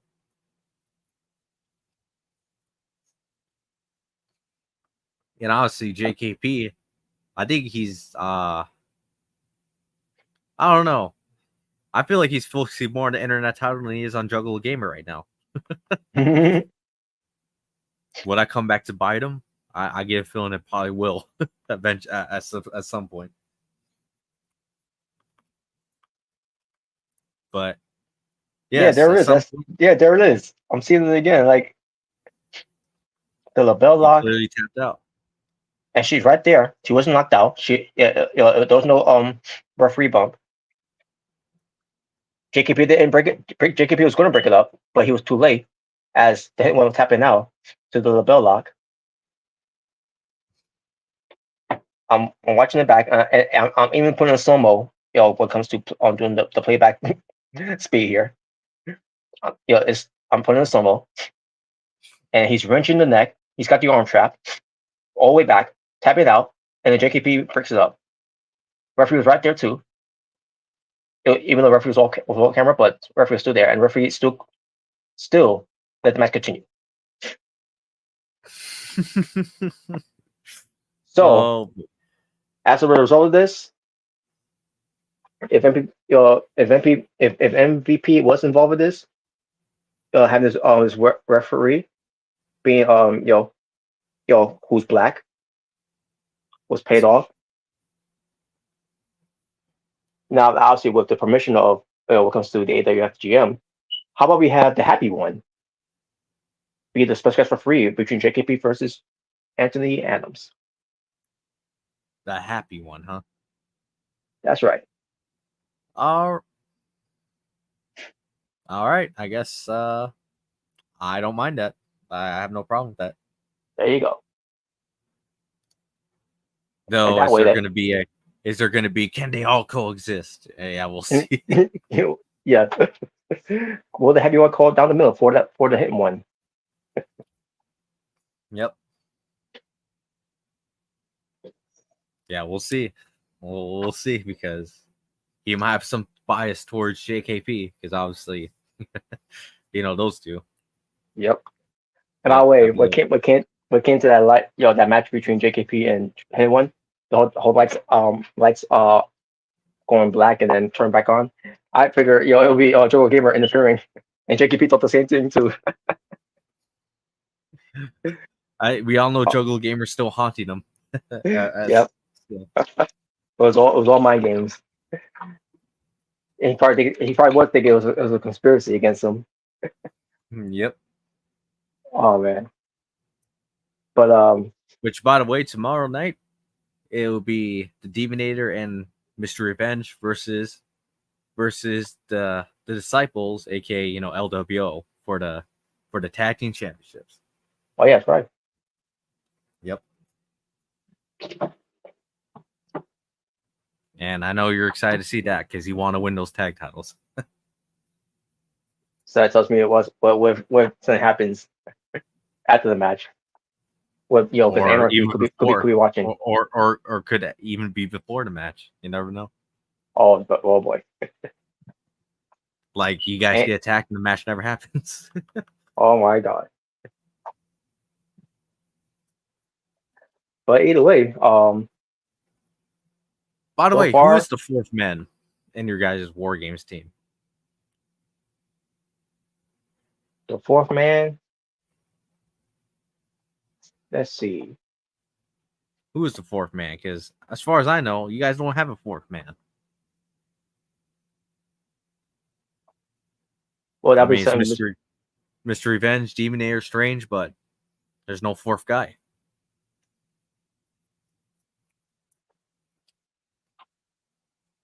Well, Looks like you need to go find a partner before War Games. that's right. I guess I do. Maybe you should call an old buddy that you haven't talked to in a long while.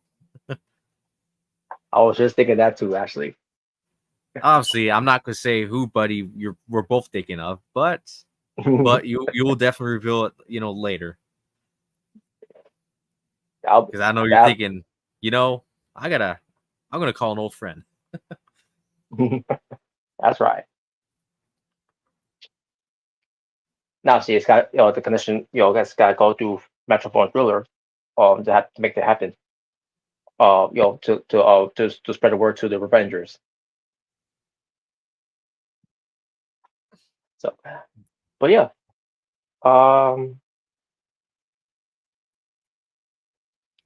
that's pretty much what's going on there with with AWF, PWTF, and I guess later this week we'll be seeing a lot more matches happening.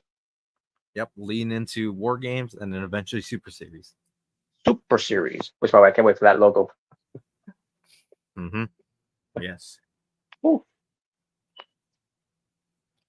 All right, so I got some updates when it comes to the injuries that happened with Vikingo. Even though we already know some some updates of it, that he'll be back in in a few days, on his road to recovery and rehabbing. So apparently it was an ankle injury that he had against Trent Seven on the show, during the tapes of TNA, and it was a spot that he did. Don't remember what it was, but it was like some high flying aerial attack he did on the. I think it was like onto the outside, and then that's where the ankle happened. The injury of the ankle happened. Which no tear, no spray. Don't need surgery, which is good. But I remember hearing something about when it comes to Rey Mysterio Jr. Telling you you're great and what you do and all that, but you got to slow things down. Well, I guess with Vikingo, when it comes to this is to your mentor, who's a big influence to Lucha Libre. It goes in one ear and it goes out the other. Yeah, the guy's an idiot. That's why. But I guess he can't be doing. I guess he can't be doing can't be slowing down because because of who he is. He's Vikingo. I mean, without the name Vikingo, he can't be doing those things. Wow. I guess I don't know, but we'll see when he comes back. So yeah, basically that the whole thing with him being the whole screw up with the whole production of him being the new X Division champion. That yeah, I knew that was a botch because I did what I meant to say. He's gonna appear on TNA to make to wrestle. Be in action because we had to find out his opponent was Trent against Trent Seven. Which by the way, I think they're doing an angle where Trent Seven and Mike Bailey is gonna no longer be a team. There's some dissensions there that's going on because Trent Seven he's upset he couldn't win whatever a match that from a match that he didn't win at the pre-show for the Chloe Chocolate match, and and basically had Mike Bailey try to give him word of encouragement whatever, and Trent Seven stood down himself. They're basically doing tensions there between the two where Revenge of Trent Seven is going to turn on him, and that's gonna be the program for Mike Bailey in the future. Oh wow. And then they got confirmed by by the system. And one person that was not there was Brian Myers for a reason. I haven't heard anything about why he wasn't there, but he wasn't there for some reason.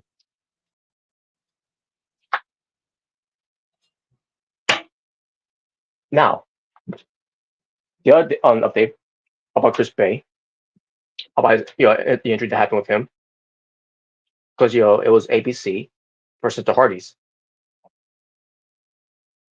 and I don't know if it was for the tag titles. I'm pretty sure it wasn't.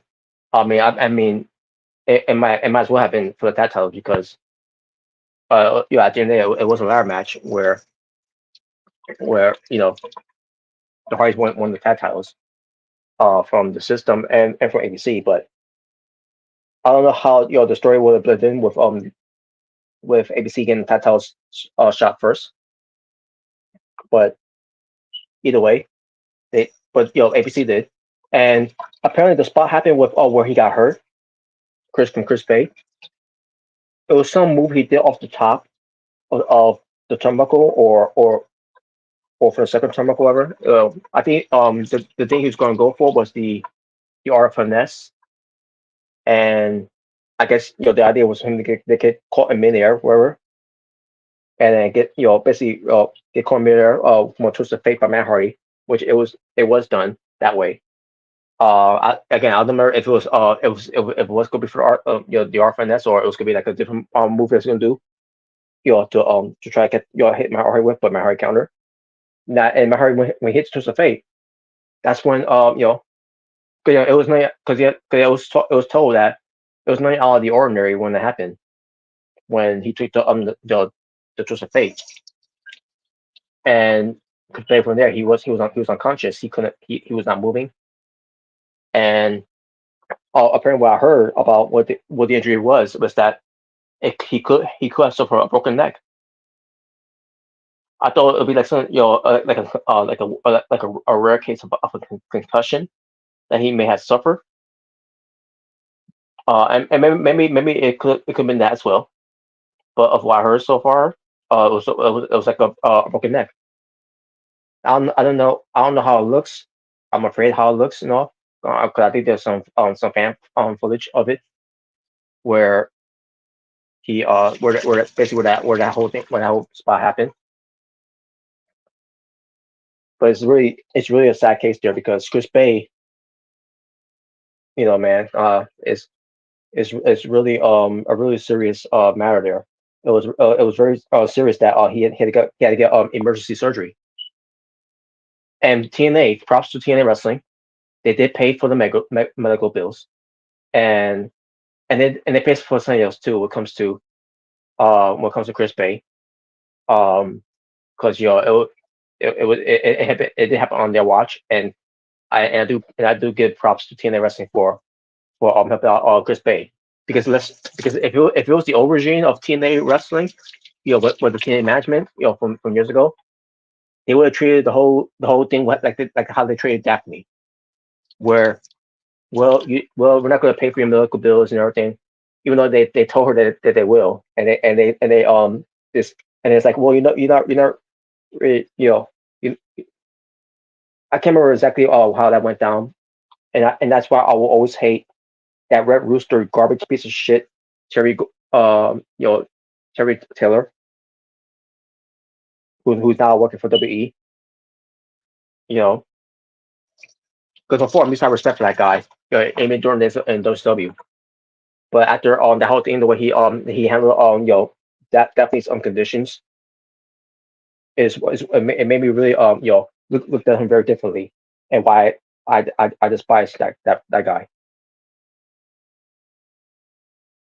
Like that happened on your watch, and she told you that spot was gonna that spot would happen.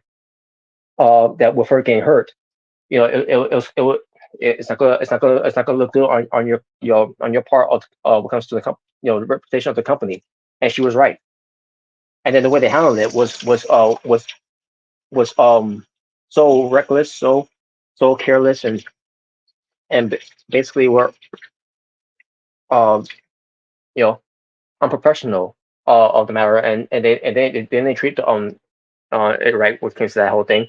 And maybe had they would have done that, the treatment of Daphne of her CTE, which I'm pretty sure that's what she had been suffering through, would have been resolved, and she would still be here to this day. I'm not saying that I'm not saying that they killed her, but at the end of the day, Daphne killed herself. Because she always because she felt so lonely, and felt like no one loved her, and and the mental state that she was in didn't really help her get a lot, especially with her having these past concussions over the years. It didn't really help her case at all, which ends up being the saddest ending that you ever see of a person who was beloved and who was beloved and who was loved by everyone. And, and it's sad. It really is sad. But with Chris Bay here with other new management of TNA wrestling, you're after moving away from those old regimes years ago, and with new ones here, they care they care enough for the other talent that they pay for his medical bills. I can appreciate that, and I'm pretty sure that I don't know if they're doing the same thing with Stephanie Lander as well, because of her with her on with her getting neck surgery. I don't know if she already had a surgery or not, whatever. But she's working for them too and all. Um, so either way, TNA did the right thing there, and that's a GoFundMe. When it comes to Chris Bay, because he's going through some tough time right now. Some people may think that Chris Bay doesn't need, because he's very in good hands with money, right, and everything.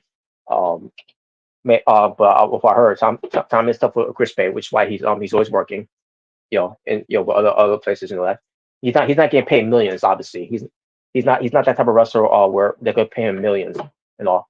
And I don't know what his financial is, to be honest with you, of it, but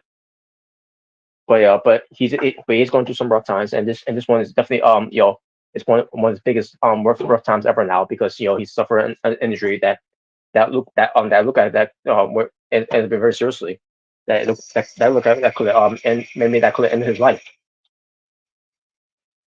Luckily, it didn't, and he's in good spirit right now. And the best thing about it is too, I think what I heard about too as well is that TNA is going to help pay um for his recovery to stay in Detroit. Yo, because they don't want to take any chances of him on being to make flights, that, because we want him to get a blood clot, as and die from it.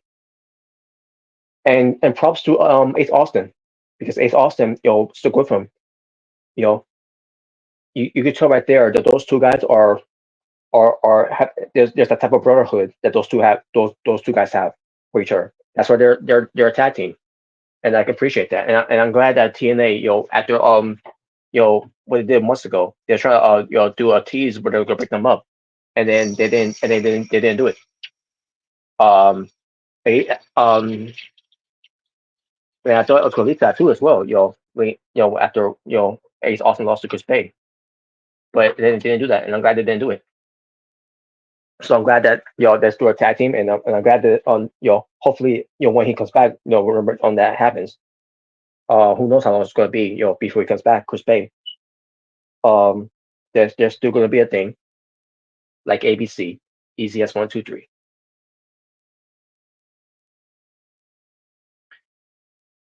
So as far as what's going to happen with Ace Austin's going to go back to being a singles guy. Because he is inimitable.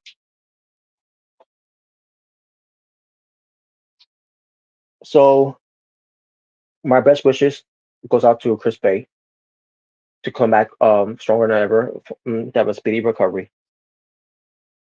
So yeah, as far as the rest of 2025, he's not coming back, folks. For 2024, I should say.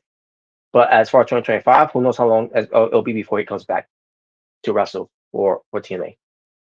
And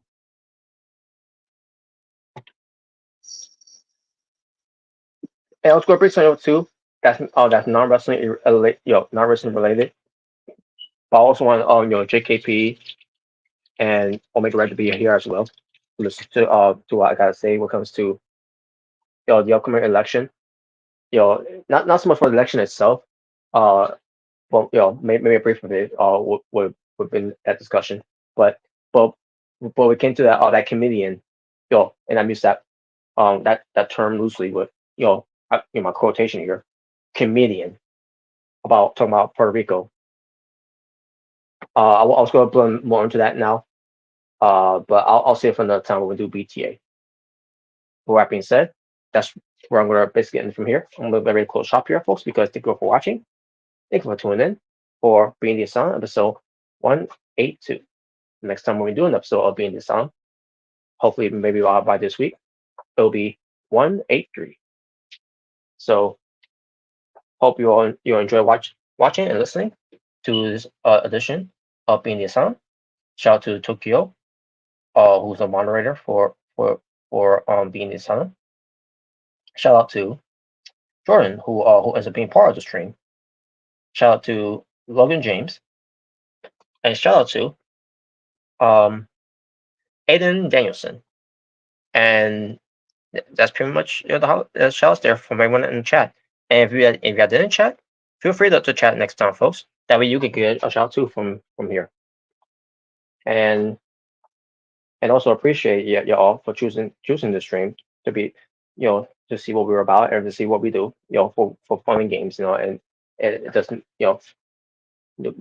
take anything seriously and all that. I hope you take take our our full silliness of how we do things for granted. It's just ripping each other in a way. It's nothing too serious, and it's not that deep, and no hatred at all.